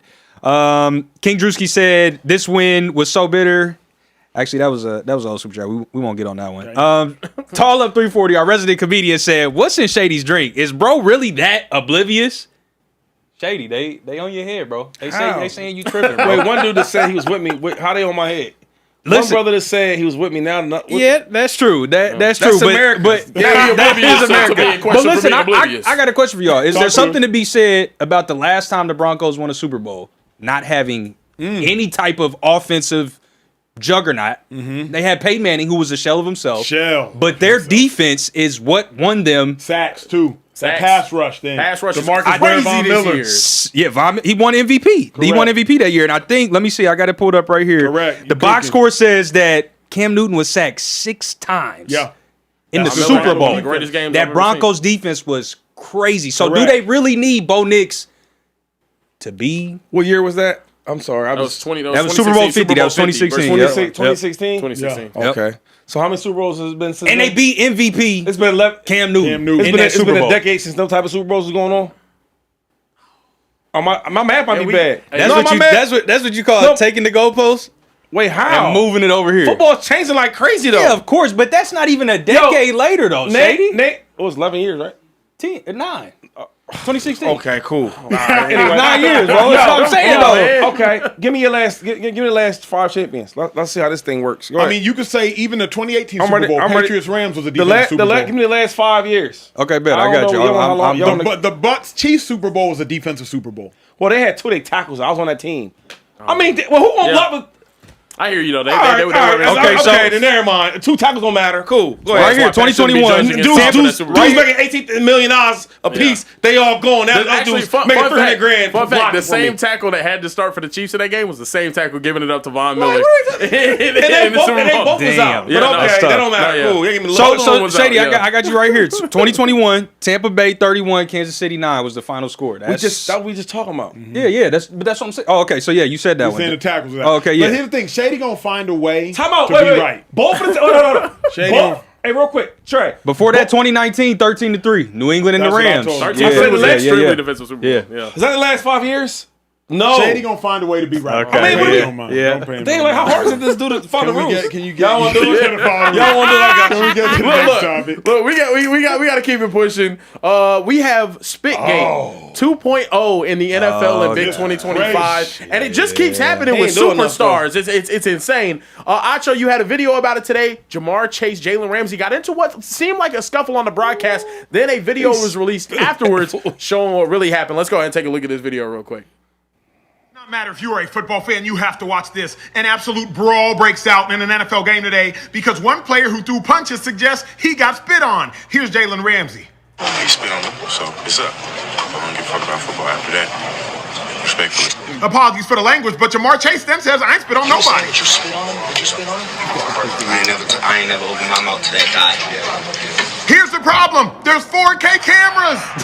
4K cameras. Jamar Chase got caught spitting on him in 4K. Absolutely despicable. One of the most egregious actions you can commit. He gotta be punished. Fellas, first and foremost, why are we spitting on people right now? Like, bro, what's like? I understand being mad. I've competed. I've done a lot of things. I boxed. You get blood, sweat on you. Why are you spitting on people? That don't make sense to me whatsoever, bro. And second of all, how do you react to this situation, and what do you think should happen out of this? Jamar Chase got to be suspended, and he needs to be suspended because Jalen Carter missed a whole game. So Jamar Chase, you need to miss a whole game. And that fine that they're going to take from Jamar Chase, put that money in Jalen Ramsey's pocket. Period. That's the first thing. Second thing I'm going to say is, this is the most embarrassing thing I've ever seen Jamar Chase do, and I'm embarrassed for Jamar Chase. Jamar Chase, you're too talented, you're too tough, you're too physical to do something that weak. I'm not calling you weak, I'm saying the action was weak. You're too tough, you're too physical, you're too talented to do something that soft. I'm not calling you soft, I'm saying the action was soft. That's the most egregious, despicable one thing you can do to another person. Most despicable thing you can do to another person, bro. Spit on a man? You want to spit on a man? Like, it's the most disrespectful action that can occur. And when you literally are playing a game where violence is legalized, go use violence. Go crack block them. Go route them up. Yeah. Go score on them and then gritty on them. I'd rather you swing on me than spit on me, But bro. you gonna spit on them? Like, embarrassing, despicable, and it's cowardly. Spit on them?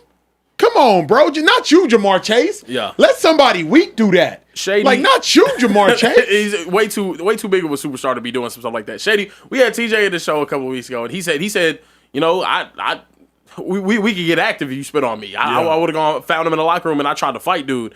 How would you react if this was you in this type of situation? And then also, what is he doing? What is Jamar Chase doing? Yeah, obviously trying to disrespect him. When you spit on somebody, you disrespecting them, right? And I ain't gonna, feed too much into that, right? Because y'all saying this, and that, third, but something made him spit on them, right? Oh, no. Oh, man. No, Shady. I don't even think you meant that. No. What I'm saying, people gonna cuss you out for that one. hold on. What I'm saying is, for you to spit on somebody, they must have did something assessing you to react. Like, why would you just spit on somebody? Because of you. What I'm saying is, I've never seen a player to spit on somebody just because I just felt like it. Something you might have said to me or did something to me. Something made Jamar Chase do that. But nothing will dictate you spitting on another man. Well, I mean, what I'm saying is nothing. Like, I'm not justifying anything. I'm not justifying. Yeah, just clarify that. Yeah, no, man. I'm not going around spitting on people. But I'm saying is for you to say, yo, I'm about to spit on this other grown man. That ain't normal. So something had to happen between them for him to act like that. I'll say real quick before you say something. Yeah. Yo, Ramsey, you gotta do more than that though. A dude spit on you. He threw hands. He tried to. Man. He grabbed him. But remember, the trainer was right there. Yeah. The trainer was in between the two, so it was go ahead. There's so Kid. much you can do. I I will say this. ain't going for that. Now, you know I'm a huge college football fan. I remember Jalen Ramsey had a whole segment talking about how much he loves to trash talk.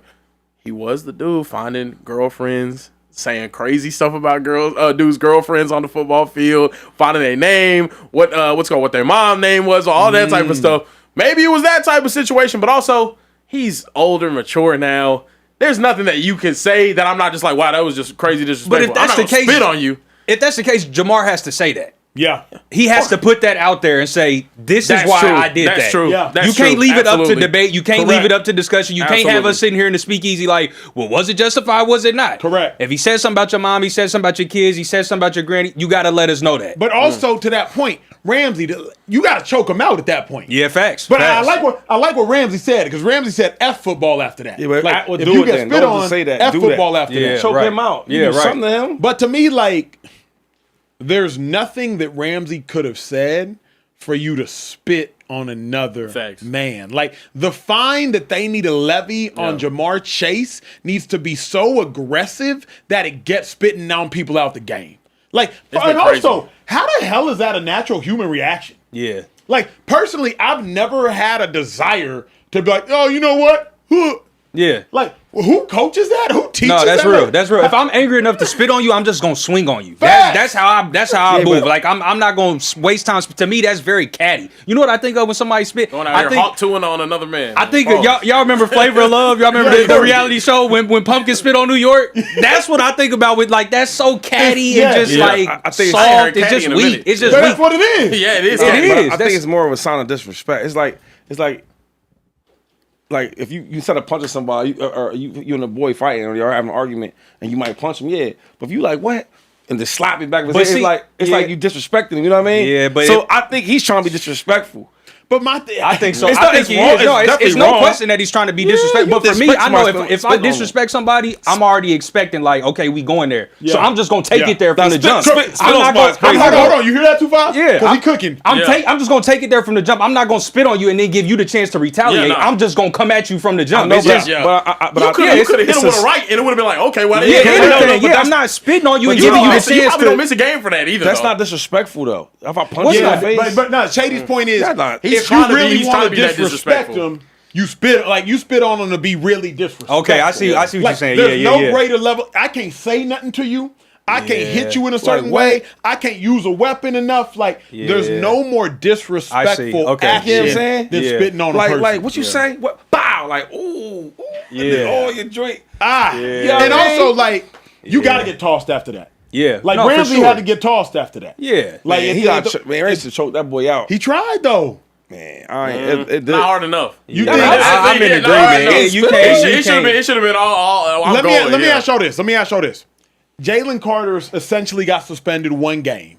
But Jalen Carter's wasn't as egregious or as aggressive to me as Ramsey. Nah, Sure. But Ramsey was Jamar Chase was here with it. Yeah. Here with Yeah, it. Jamar was in his face. Like that, spit got like on him. Jalen Yeah. Carter could suggest he was spitting out of direction. Jamar Chase was here with it. Yeah. Should it just be one game for Jamar? And also, you penalize somebody so they change the course of action. Right? Like, you know, in LA, if I get a $35 ticket, I'm parking there again. I can afford the $35 ticket. for sure. Wow. You give me a boot, I'm not parking there no more. Yeah, Because that Now you done penalty is ruined my severe whole enough day. to change my course of action. Facts. I'm not Obviously, just giving 35 to something like that. but That's crazy. obviously, one game ain't enough. Yeah.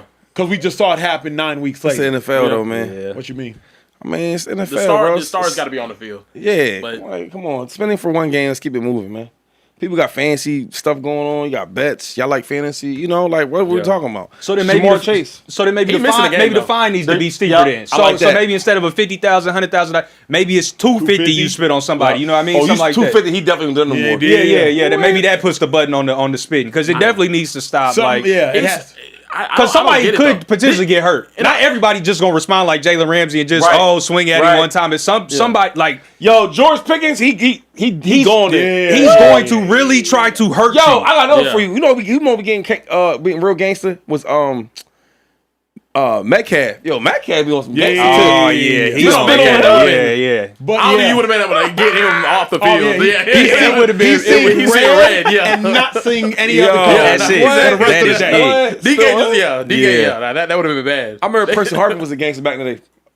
Percy Harvin. Percy was- Harvin? What? Hey, we want to have an uncomfortable Percy- conversation. We can talk about the Florida Gators. Messed with old boy, his wife, his teammate. He found out. He whooped him. Yeah. You know, I know everything over there. Wow. You know, them Florida Gators, man, that was a team, man. They had Aaron Hernandez. They had Pouncey and Pouncey. Pouncey and Pouncey. Brandon man. Spikes. Hey, your Brandon favorite Spikes teammate, Riley was Cooper? gangster, Cooper. That was crazy. Teammate was crazy. Sorry. That was But crazy. no, that was crazy. I don't know. Yo, That team was crazy. I know Coop said a little racist stuff, but yo, he was. Hey, yo, all right. Anyway, keep it pushing. So Tolo 40 said in the Super Chat, he said Shady can't drive home. Take his keys. Acho was tripping last show. Now it's Shady tripping. The Oh my world has gosh. stopped healing. What's going on, man? We got to Yo, yeah. he That's was a good teammate though, dog. Wait, Riley. yo, wow. Man, that's crazy. That's crazy. Anyway, he was, right? he was. He was cool. That was Yo, like one of the I'm gonna heartbreakers. I'm gonna Like, give y'all. yeah, this you you. got- yeah, No, yeah. Not But you. This is how tight I was with Riley Cooper though, right? I know. We said, but all right, okay. For clarity, Riley Cooper said the N-word. Y'all can look it He up. said more than that. He said more than that. Oh, he said, I'm more going to than jump that. over this fence and fight every N-word in here. That's what he Yeah, said. bro. No, dog. Yeah. He saw kick all your. At a country music concert. Yeah, that was no wild. other. But look, that day I Nah. learned who Kenny Chesney is. yeah. He taught me that. But anyway, He taught you. That's yo, crazy. Coop was, I ain't gonna lie though. Coop, he was the type of brother, white boy, right? Hit on with all the brothers all day. So we would have these talks. You know, I talk to everybody, from the superstars to the guys I just met Except yesterday. kickers. And I love Riley Cooper. We hang out in clubs and all that. Yeah. He be at all the clubs with the black clubs. He like the black girls and all that. So one time I'm like, yo, man, how was it in Florida? Like, what's up? Well, you know, how was it? He talking about Spikes. He said, I was roommates with Tebow. I said, word? I said, he was running college football. He was the man there. Yeah. He said, man, he was such the man that, you know, he might have a girl come over. They might be studying together or just being friends, right? Because, you know, he's real spiritual. He said, shit, he thought about the girl was beautiful, everything. Hair, nice eyes, nice, you know, body, everything. He said, T said, hey, I'm going to the bathroom. He go to the bathroom, right? He said he come back in the room. The girl got no shirt on. And he was like, T was like, oh, no, God, oh, please, come on. He said, so when they would do that, he said, hey, you can't do the Tim. You know, he's serious about his religion, this, and that, third. You know, come here. He said, I'll bring it in my room. He said, yo, Shady. He said, Shay, listen, so I would get all Tim's, you know what I'm saying? I say, dang, that would be me. Baby, he's not into that, all right? Come talk to me, though. So right there, That brother is saved. I'm Real not quick. there yet. That's why I know. So Tim is real. He said he's real in that. But that's why I love my boy Riley Cooper. I know we all say things we don't mean. God forgive him. But look, He was married to the he streets. was one of the boys, though. You Okay. feel me? 'Cause that's what the brother gonna do. Oh yeah. Sorry, my homeboy. I cannot believe Tim Tebow was on that team. With all the characters that came from that team, he was on But that team. but listen, at least crazy. Tebow was really who he said he was. Not yet. That's Tebow, no, one that level of people. Tebow, yeah. Tebow, one of the closest people to God on walking this planet. Yeah, I for mean- sure. For sure. But that's a crazy story, right? Cooper, right? No. Cooper brother for real though. Keeping it pushing. We're going to rebound talk is about crazy. the Steelers some more. Quarterback Aaron Rodgers went out with a slight break, is what they're calling it, in his left wrist. The Steelers quarterback is going to undergo further testing this Monday to determine the full extent of the injury and how long he'll be sidelined. It isn't his left wrist, so I mean, Aaron Rodgers, he was trying to sprint like 6 weeks after rupturing his Achilles, so we know he doesn't agree with science. What does this injury mean for him, and then also what does it mean for the Steelers moving forward? The Packers present and the Packers future is completely tanked off the Steelers yeah. present and the Steelers future is completely tanked off this Aaron Rodgers injury. I'm not depending on Aaron Rodgers in the future because he's already a 41-year-old man, I think 42 in December, and he's injury prone. He's gotten hurt 2 of his last 4 years, if I'm not mistaken, legitimate injuries. And then in the present, the Baltimore Ravens are 500 people. In case we forgot, they were 1-5. They're 5-5. So the Baltimore Ravens are doing this. The Pittsburgh Steelers are just trying to figure out how to stay afloat. So if you're the Steelers, I'm both worried about today and I'm worried about tomorrow with this injury, 2-5. Come on, Aaron Rodgers. What's bro, 41? Yeah. It is what it is, right? Like, what are they gonna do? I mean, because even with him, they were kind of struggling, right? They had this big lead in the AFC North, and then what happened? It collapsed, right? Now they're losing games, and he hasn't been looking good lately. So they found a way to win today, though. That was big, They did. right? So they just got to find a way to keep winning. Because Lamar Jackson, them boys is active. To me, though, the Steelers' season is over. And whether the Steelers' season is legitimately over on here and today, because like Shady said, they got to win. Mason Rudolph, I think he's a 500 quarterback, but you're not winning anything legitimate with Mason Rudolph, and you're not winning anything legitimate with the scared Aaron Rodgers. Shady and I came on this show last week after the Steelers played, and we said Aaron Rodgers is playing like he's old. He's afraid of contact. He's shortchanging throws. Like he's ducking early. He's sliding early. He's not moving. Like Aaron Rodgers' superpower was his escapability. His superpower was his mobility. His superpower, as you know, Care Bear, I think it was the 2016 playoffs versus the Dallas Cowboys. Rolls to the left, finds a tight end on the corner of the sideline. Aaron Rodgers, when he was playing with the Packers, like his superpower has always been his mobility, his escapability, and his ability to extend plays. When you hurt, you don't want none of those problems, bro. Yeah. He didn't want that stuff now. True. He didn't want it now. He definitely not going to want it hurt. What's the Steelers' schedule rest of the season? The Steelers' schedule the rest of the season. I mean, honestly, their divisional matchups are going to be a little bit easier, but they do have to play the Ravens again. Or they play the Ravens twice. Next, they get Chicago, though. Okay. Chicago team that's very up and down. They could beat them, but Chicago, you don't really know what you're going to get. They get Buffalo after that. Then they get Baltimore. Then they have Miami. Oh, wow, their schedule's a whole lot more difficult. They get Detroit, Cleveland, and Baltimore. If you look at both of these schedules, the Baltimore schedule is set up so much nicer to be able to win this division going forward. They're one game back as it stands right now. And Bro, they got a Chicago Bears team that's oddly red hot. Mm-hmm. Then you got a Buffalo Bills team that now is playing with the vengeance because they're in danger of not winning their division, New England Patriots. Then you got a Baltimore Ravens team that's red hot and is playing for everything. Dolphins team will figure that out. A Detroit Lions team that obviously is incredibly talented. Then you end the season, Week 18 versus the Baltimore Ravens. I think their season likely comes down to those two Ravens games. Steelers win those two Ravens games, Steelers probably win the division. Steelers lose those two Ravens games, Steelers probably don't even make the playoffs. It could all fall apart in the next 3 weeks. If we're being honest, it really could. The next 3 weeks are going to be very telling. Chicago, if you don't show up ready to play that game, you drop that game, I have no faith in them being able to win that division. Like Ben Johnson. Y'all like Chicago? Ben Johnson is like that. And their secondary is leading the entire league in interceptions. He got some great running concepts. Here's the other thing, though, is like when you got a bad wrist, and obviously if you can't, I always tell people, rule of thumb, by the way, if y'all are gamblers, if y'all are fantasy players, whatever the case is, if a player can't finish the game because of an injury, they're not playing the next week. Because adrenaline is the strongest drug. Adrenaline is stronger than a Toradol shot. Adrenaline is stronger than a pink pill. Adrenaline is stronger than ibuprofen. Yeah. If a player can't finish a game, they not playing the next week. Yeah. We've seen Aaron Rodgers off perks. Correct. Hello. Perk Rodgers. So it was a great game. That was against y'all. Like they're saying that Aaron Rodgers might miss multiple weeks with this wrist injury. How you beating the Bears, the Bills, and the Ravens with Mason Rudolph? That's too tall a task. They definitely could beat the Bears with Mason Rudolph. Bears are streaking right now. You see the game today, though? But they just find a way. Yeah. Like they did. just, I mean, well, to be fair, the Bears did lose to Tyler Huntley. Bro, the Ravens Bears not that good, yo. Yeah. They should have lost today. Yeah. We'll see. You think the Steelers win the division? I think the Ravens. Ravens' schedule was pretty easy, right? And the Steelers, man, they're like in quicksand, right? They do good. They take 2 steps forward, then they do bad and take 2 more steps back. They're in the same spot. I do think the Ravens are peaking at the right time. Guys are getting healthy, and they're getting more confident again. Care Bear, you think Steelers win the division? No, not a shot.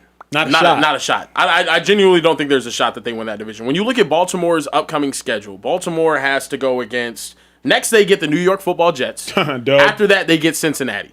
Cincinnati, that game is the game that Joe Burrow's targeting being back, but that defense is an open door. It is a swinging door. I think the Ravens are going to be rolling. Their defense is now in rhythm right now. They're probably going to have Justin Fields throwing for 30 yards out there.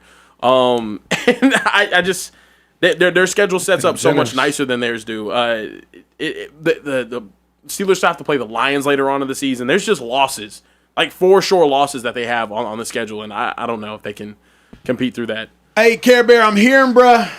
Chat want to talk about these Niners. Yeah.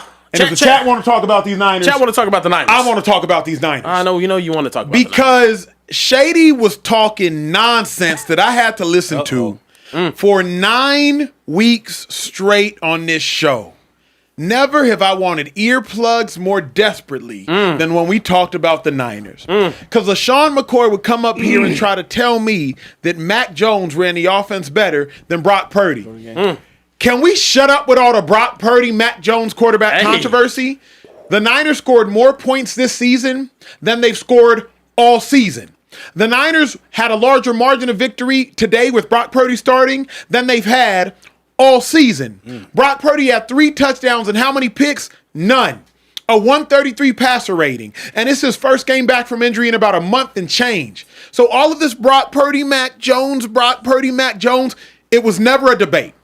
Brock Purdy was better his rookie year, better his second year, better his third year. He's better this year. Brock Purdy was better broke. Brock Purdy's better rich. Brock Purdy was better anywhere you want to put Brock Purdy. He's been better.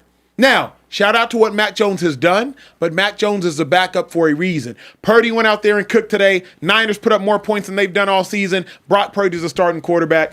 And Shady, I'm actually curious what you have to say now. Did you watch the game today or no? Of course. Okay. I watched all them Niners games. Talking about some stats. If you watch the game, right, the Cardinals did everything they did to try to lose this game. They was point shaving for real, though. I mean, I'm just being serious, though. Yo, for like the Jacoby Brissett set a record 2-5, and you tell me they point shaving? Today? Yes. He Most completions in the history of NFL. Man, I don't care about none of that. This is what I will tell you. Yo, the Niners got the ball on their side of the ball so many times today from turnovers. Did they not? Tell me if I'm tripping. You're not tripping. If you watch the game, like, it wasn't a stats type of game. Yeah, Brock Purdy played solid, but Mac Jones did the same thing. The way that the defense was playing, the way that the offense for the Cardinals was playing, he could have did that. But I ain't going to hate on you. They won the game, right? What I'm not going to do is you're going to show me how great Brock did against the Cardinals. If you watch, that game was terrible. That was bad. I'm not doing that. That's cool, but who they got next? You know who they got next? Can we focus on the present? Can we focus on the present for a moment? What do you mean? What do you mean applause you with though? If you watch the game, the Cardinals played terrible. I want you to acknowledge that Brock Purdy is better than Mac Jones. That's all I want you to acknowledge. Think about this. That never was a question, but that never was a question. The Cardinals have faced weak opponents. The Niners have faced weak opponents earlier in the season. It's not a coincidence that Brock Purdy puts up the most points he has all season. Like the Niners have played the Falcons. Falcons aren't a great team. The Niners have played the Cardinals earlier in the season. They won that game 16-15. The Niners have played the New Orleans Saints. They only put up 26. The Niners have played bad teams, Shady. Cardinals aren't the first bad team the Niners have played. I'm but saying, with Brock, they beat them down. I know, but what I'm talking about, when you watch the game, the Cardinals was setting them up on everything. Did they not? Listen, I ain't going to do that with you because they won the game. I'm not going to take nothing from a team. Beat them handedly. Right? They beat them. All I'm saying is when I watch the game and I want to see Brock Purdy take over a game, right? Not take over it back then when they had all them superstars. Do that stuff now. This game right here, this is a bad example though. If you about to use it as an example, this is bad. Here's what I'm saying, Shady. They just gave him the game. Did you watch the game? When will you give Brock Purdy credit? You wanted him to do it. He ain't got Ayuk. He ain't got Fred. He ain't got Bosa. And he did it. And now you're saying, well, I want him to see him do it against somebody better. I'm sorry. The NFL has like 5 good teams this year. I'm not saying that. What I'm saying is if you watch that game, they was turning the ball over so much on their side of the football field, right? That's like if I got to go up and I got to drive a whole length of a field, they had to do that. Sure. They played. They was giving them the game. But listen, you're right. They won the game. Cool. I ain't going to argue with you about that. All I'm saying is we going to see, though. This is his first game back. He played well. We going to see. Let's pull up the upcoming schedule because the Niners beat the Cardinals today. Yeah, they get the Panthers next week. Panthers, I know they're not beating Seahawks. If they beat them, but if you beat the Panthers, that's not impressive. Yeah. Then you get the Browns. No. The Panthers were solid, though. They got solid defense, right? The Panthers are actually having a great team. Great year. I'm saying, like, you beat the Panthers. They got the Panthers. They got the Browns. They got the Titans. Those are all games that the Niners are supposed to win. Yeah, I want to see how Brock Purdy plays against the Browns, too, though. That matters. Yeah, because I'm not against Brock Purdy here. I think Brock Purdy's a good quarterback. I just don't think the way he is for you. Another thing is when I watched Mac Jones earlier this year, I didn't ever say who was a better quarterback out of Brock Purdy and Mac Jones. You said it's a conversation. I didn't say that. I said this year, when I watched Mac Jones play and Brock Purdy earlier in the year, I thought that Mac Jones ran the offense better. Mm-hmm. That's what I did say. And we're going to find out. I guess for me is you couldn't have been better today than Brock Purdy was. Now, Shady might be right. But that was the way the game, hold on real quick. The way that the game was played today, right? Would you say that helps any quarterback? Sure. Okay. But all I'm saying is like, He's not a bad Care Bear, this is an quarterback. argument you missed. This is an argument me and Shady had for the last 3 years. When people are like, man, Brock Purdy ain't even that good. I'm like, Brock Purdy is like, he was like 21-4. It don't get much better than that. He went to an NFC championship and a Super Bowl. We were talking about his first 2 years. It don't get much better than that. Yeah. So everybody's like, man, Brock ain't even that good. I was like, how can you be better? Go to a Super Bowl twice instead of going once? Like, so even on today, Brock Purdy, he had 3 tugs, no picks, 133 pass rating. Shady's not wrong. It's against the Cardinals, and the Cardinals set him up. All I'm saying is, like, it couldn't have really been better. And and we're not even talking about the stuff that's dumb. Go look at Christian McCaffrey. I think it was his last touchdown run. Purdy gets to the line of scrimmage, and it's just the little stuff. Hey, alert, alert, alert. They go from a run left to a run right, and McCaffrey runs right into the end zone. Just the little stuff. Just taking back command of the offense and making sure the offense does what the offense is supposed to do. I like all of it. I like all of it, Shady. He get credit for that. That's some of the simplest shit ever. But can we not? Everybody does that. I chose. But can we not just applaud the man, Shady? No, I'm in the offense. Yo, if they come out on this look, you audible over to this. That's not even hard. Everybody does that. But I'm applauding him for doing what he's supposed to do. Ladies and gentlemen, because he's trying to fool y'all again. When the offense has a play, right, they'll come out with 2 plays. They say whatever the play is, they say alert to this, okay? The alert is we're going to change it. If they come out on this formation or this look or this defensive look that everybody knows about, the quarterback alerts it. Sure. That ain't nothing to be bragging about. You making $60 million a year? I'm just applauding. Come on, man. This is crazy. You got the look, Care Bear. You got to pull it up. You better not play this. It's this one right here. It's just a little thing, Shady. This is crazy, bro. It's an overload to the right, so he checks it. This is the stuff Purdy won't get credit for. You know, nobody should. This is like everybody can do this. Hey, did you watch this game today? Shady is certified. No, I did not see this game. Oh, you didn't watch the game? I was on the flight. Okay, Trey, you watch this game? Shady, you went to hating school, bro. Did you watch this game? You went to hating school. Oh, y'all ain't watch it, but listen. Certified. All I'm saying is, bro, they set him on everything, right? Now, imagine that. Man, what's the chat talking about? Where the chat at? We do have some super chats. One is, of course, directed at Care Bear, so I got to read that one. Read that. Our boy Josiah said, Care Bear, think I got sick, but my Niners beat out of the Cardinals to what and how many did your Cowboys win? What was the margin of? Oh, wait, never mind. Y'all didn't win, he said. That's right. Talk to him. That's he right. doubled down on the super chat and said, Shady, Mac Jones, who? Brock Purdy is back and ready to wreck the NFL and NFC. See? Brock passed that ball like a cheap, you know what? Hello. Passing it like he was in Magic City. Magic City. Shout out our boy Josiah, man. That's the young bull. He's solid. They say it was Megan Thee Stallion riding a donkey inside of Magic City. Oh yeah, that was Josiah. I don't think that was Josiah, but that one was crazy too. And we also just got another one that says, Shady, your hatred for Purdy is comical. Give him credit. Name me 3 receivers he's throwing to, bro. It's a new team, and he's still balling. 2 playoff comebacks and a Super Bowl. Show him some love, bro. Show him some love. Got the same resume as Jalen Hurts before this. So can you do it, Shady? Name 3 receivers he's throwing to. Can you do that? You watched the game today. Yeah. No tight ends. Tight ends don't count. It's not a good start. Time out. Lock in, Shady. How the hell tight ends don't count, though? He said receivers. He's throwing to, not tight ends. All right, I'm going to go Jennings. Yep. I'm going to go Shout out to Juwan. what's my man name? He came back. The dude from Florida. What's his name? I'm not going to help you. He got shot. He did. He did. Ricky Pearsall. Yep, he came back. He did solid. And then I'm going to go with Ricky Pearsall had 3 targets, 1 reception for 0 yards today, by the way. Yeah, well, I mean, that mean he can't play? I'm going to go with Oh, man. I'm going to go with my man No. Hold up. This is come on. He went to Florida too. I think my Y'all dog better proved kill this him in the for you. chat. I think my dog. He went to Florida. My dog Bryson proved this for you. Come on now. Damn. Robinson. You got DeMarcus Robinson. You know it's bad when you got you know what I mean? No. He was tapping the fingers on the desk. Hold on. Before we get out of here, we got to talk about Sam Darnold. We already leaving? Because I seen a Shady McCoy tweet.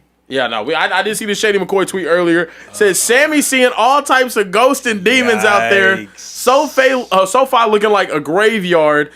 Yeah. Oh man, Sam Darnold did struggle a little bit today against the Rams. Rams got a victory, 21-19. A lot closer than I think the Rams wanted it to be. But they fellas, playing with their food. Can the Seahawks trust Sam Darnold? Say it with your chest, 2-5. It's the last topic, man. So I keep telling y'all no, right? It's like these struggling quarterbacks, man, that do well for some games. I just don't trust them. And y'all quick to crown them up. I don't do that, right? I don't do that with rookies. I don't do that with struggling quarterbacks. If you struggle more than you did good, I think 9 times out of 10 that you might potentially go back to that. If you're really, really good and you struggle sometimes, I think eventually you're going to go back to that really good player. That's how the NFL works. So guys like Sam Darnold, guys like Jimmy G was real bad. Who else I say? Who else I'm looking at? Oh, Daniel Jones. Him, for sure. Like, if he starts playing bad for the next 2-3 games, I ain't going to be surprised. Yeah. I ain't going to have a heart attack. I'm like, okay. There my boy. There you go. You know what I mean? Yeah. So let them dudes. All I'm saying is this, because it might sound like hate, but I'm not. Let these guys develop. Let them go out there and earn it. Justin Fields, they giving him all these excuses. Let him go out there and earn to be called a good quarterback. You feel what I'm saying, Trey? Like, I'm just trying to keep it real. They don't want to hear the truth. Listen, you've been consistent on Sam Darnold since day one. And I think Sam has gotten better. Yeah. But let him grow into that, please. Right. Yes, that's what you said. You've been consistent. I do want to say just real quick. Yep. Brother Bryson that sent the super chat to name the 3. Shady, you took so long in the chat. He sent another super chat that said, "Come on, bro, I'm waiting."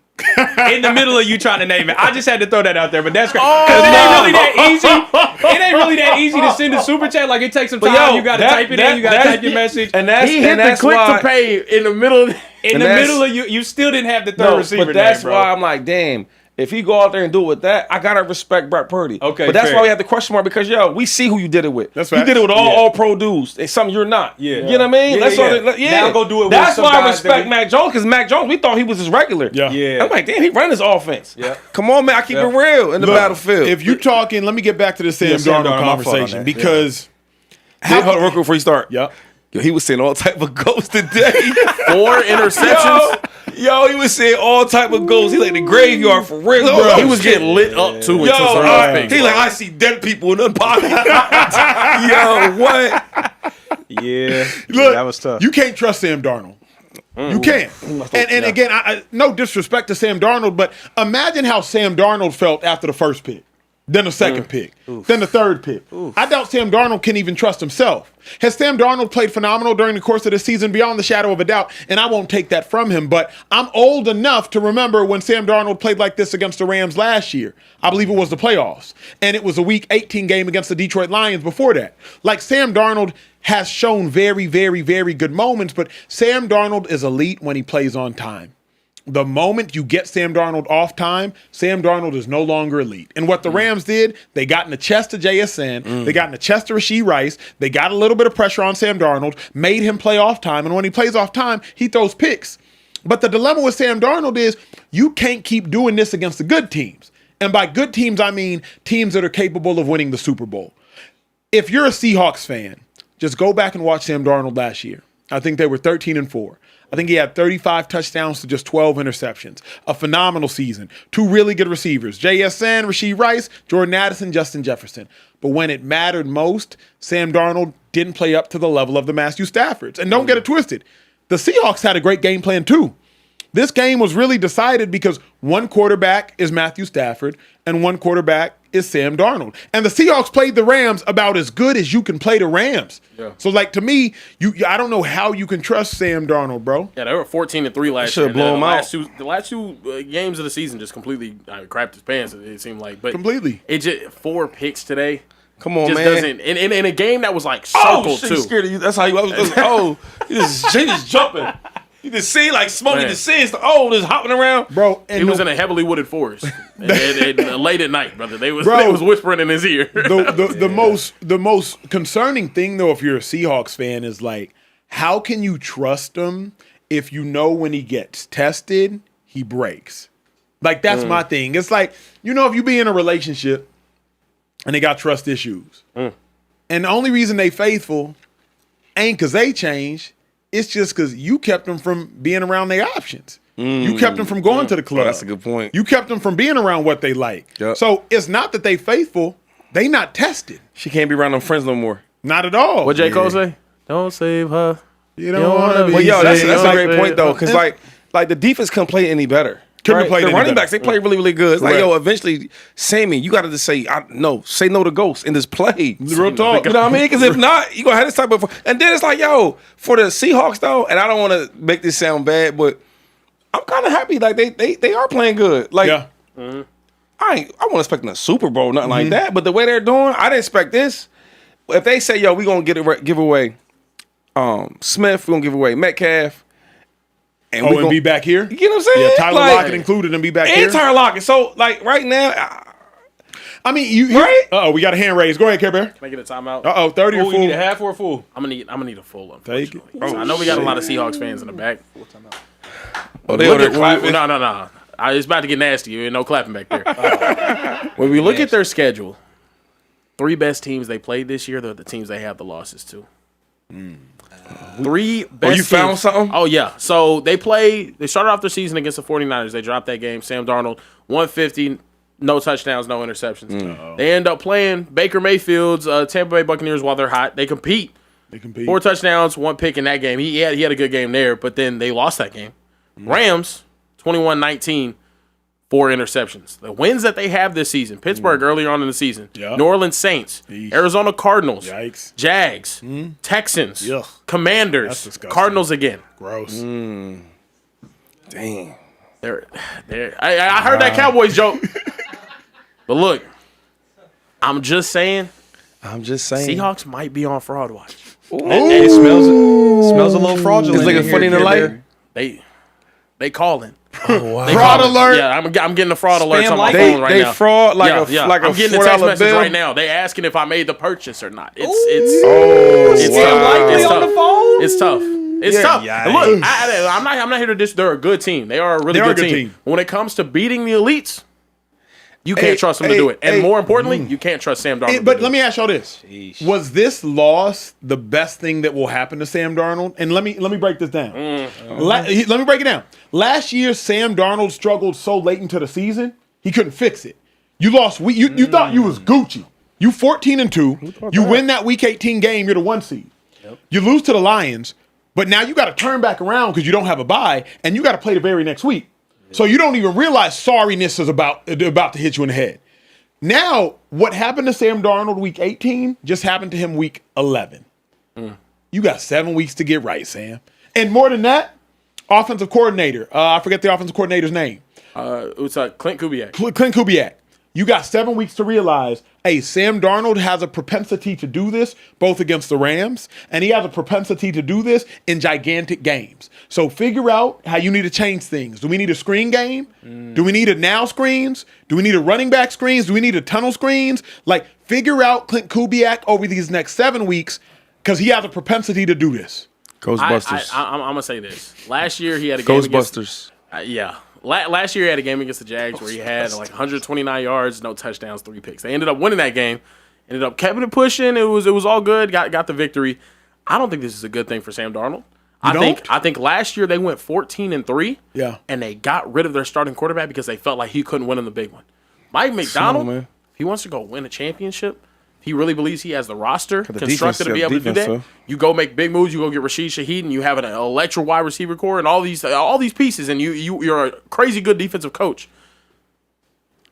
I don't think this is good if I can't trust my quarterback to win the big one. Well, I think I know I can't. I think it is good though, right? And I'm not being funny here. I think it's good just because look how close this game was against the Rams. Yeah. At home With 4 picks. Y'all was on the road with 4 picks, and y'all barely won the game. So let's okay, if my quarterback could just stop throwing the ball to the other team for maybe two times less, we might win the game. Yeah. So yes, I do think it's a good thing. And it's the respect Sam a little bit more because he has been playing well, right? This year, last year, been playing well. I don't think he's gonna play that bad again, like that. Like 4 should be your worst, dog. The only reason, but Shady, remember, he did it last year.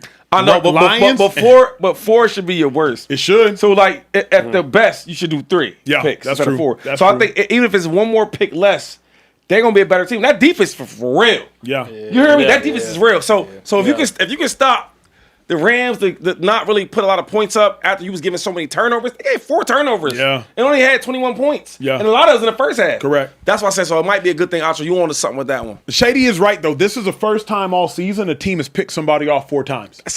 Like, first time all season. I heard that during the broadcast. First time all season, the team has picked somebody off 4 times, and we've seen a lot of bad quarterback play.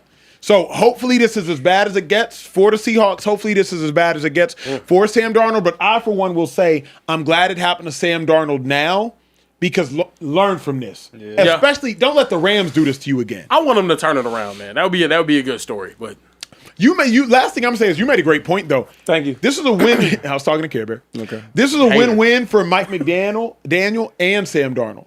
Sam Darnold's probably not winning the Seahawks. McDonald. Yeah. Sam Darnold's probably not winning the Seahawks the Super Bowl. But Mike McDonald probably wasn't going 8-2 or 8-3 with another quarterback. Come on now. Very true. No, think about it, 2-5. Very But true. that defense though, they solid. But their offense has been explosive though. In the free agent Qs. Justin Fields wasn't going to do this. Geno Smith. I lied down. A-Rod would have done it. Geno would have been all right because he had some solid years. But that's fair. But like with these weapons too. But all things considered, McDonald made the right decision. Yeah. A 28-year-old Sam Darnold is better than the Justin Fields, a 41-year-old A-Rod, and a Geno Smith. Like, all things considered, that's what we're doing. True. That's what we're doing. We'll see what they can do. Facts. We'll see what they can do. Real quick before we get out of here, though. Yes, NFC, you think the best team in the NFC is who? Because I just want to know. Because I know we do so bad sometimes. Our quarterbacks is playing so bad. I just want to know. What do you think? Los Angeles Rams. That's your real answer? Jared Verse, that defensive line, man. They look crazy. What you think, bro? Eagles. It's easy. Who you got? Yeah, I got to go with the Eagles, man. Okay. I just want to know. And then AFC, before we get out AFC? Colts. Really? You believe it? He's from there. That's some hometown. That's some hometown bias. Who you? Can you do your job though? AFC. It's interesting. It is. It's interesting. It's a dogfight over there. I don't know. We don't know if we can trust the top teams of the AFC. It's like y'all say, it's so much parity within the NFL, but the AFC especially. Like I don't know. I'm gonna cheer for my Colts, man. I'm sticking with it. Oh, he's not doing the job. Okay. Broncos. He's not serious. Who you gonna say? But see, if you say the Broncos, then you gotta acknowledge the Broncos Colts. the best in AFC though. Who are you gonna say? He's gonna say the Bills.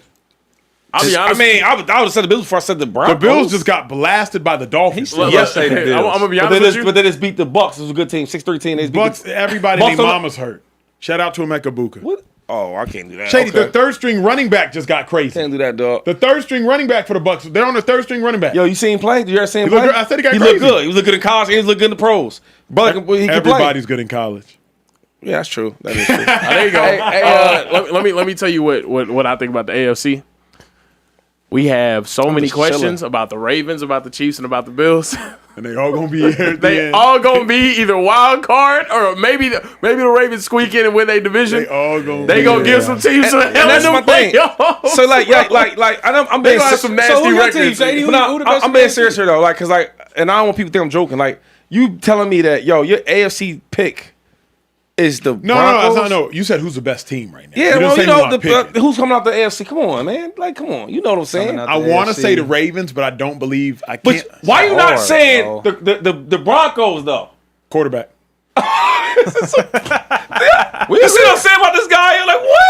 I'm saying it all day on the show. Hey, I'm tripping. Do what you gotta do. Oh, that's crazy, yo. Yeah, I'd say it's the other quarterbacks more than it is him. Yo. But hey, look, we do have to get up out of here. That was funny. The bar is closed? Yeah, the bar is closing now. It's time That was impressive, Shady. You don't have to go home, but you can't stay here. Look.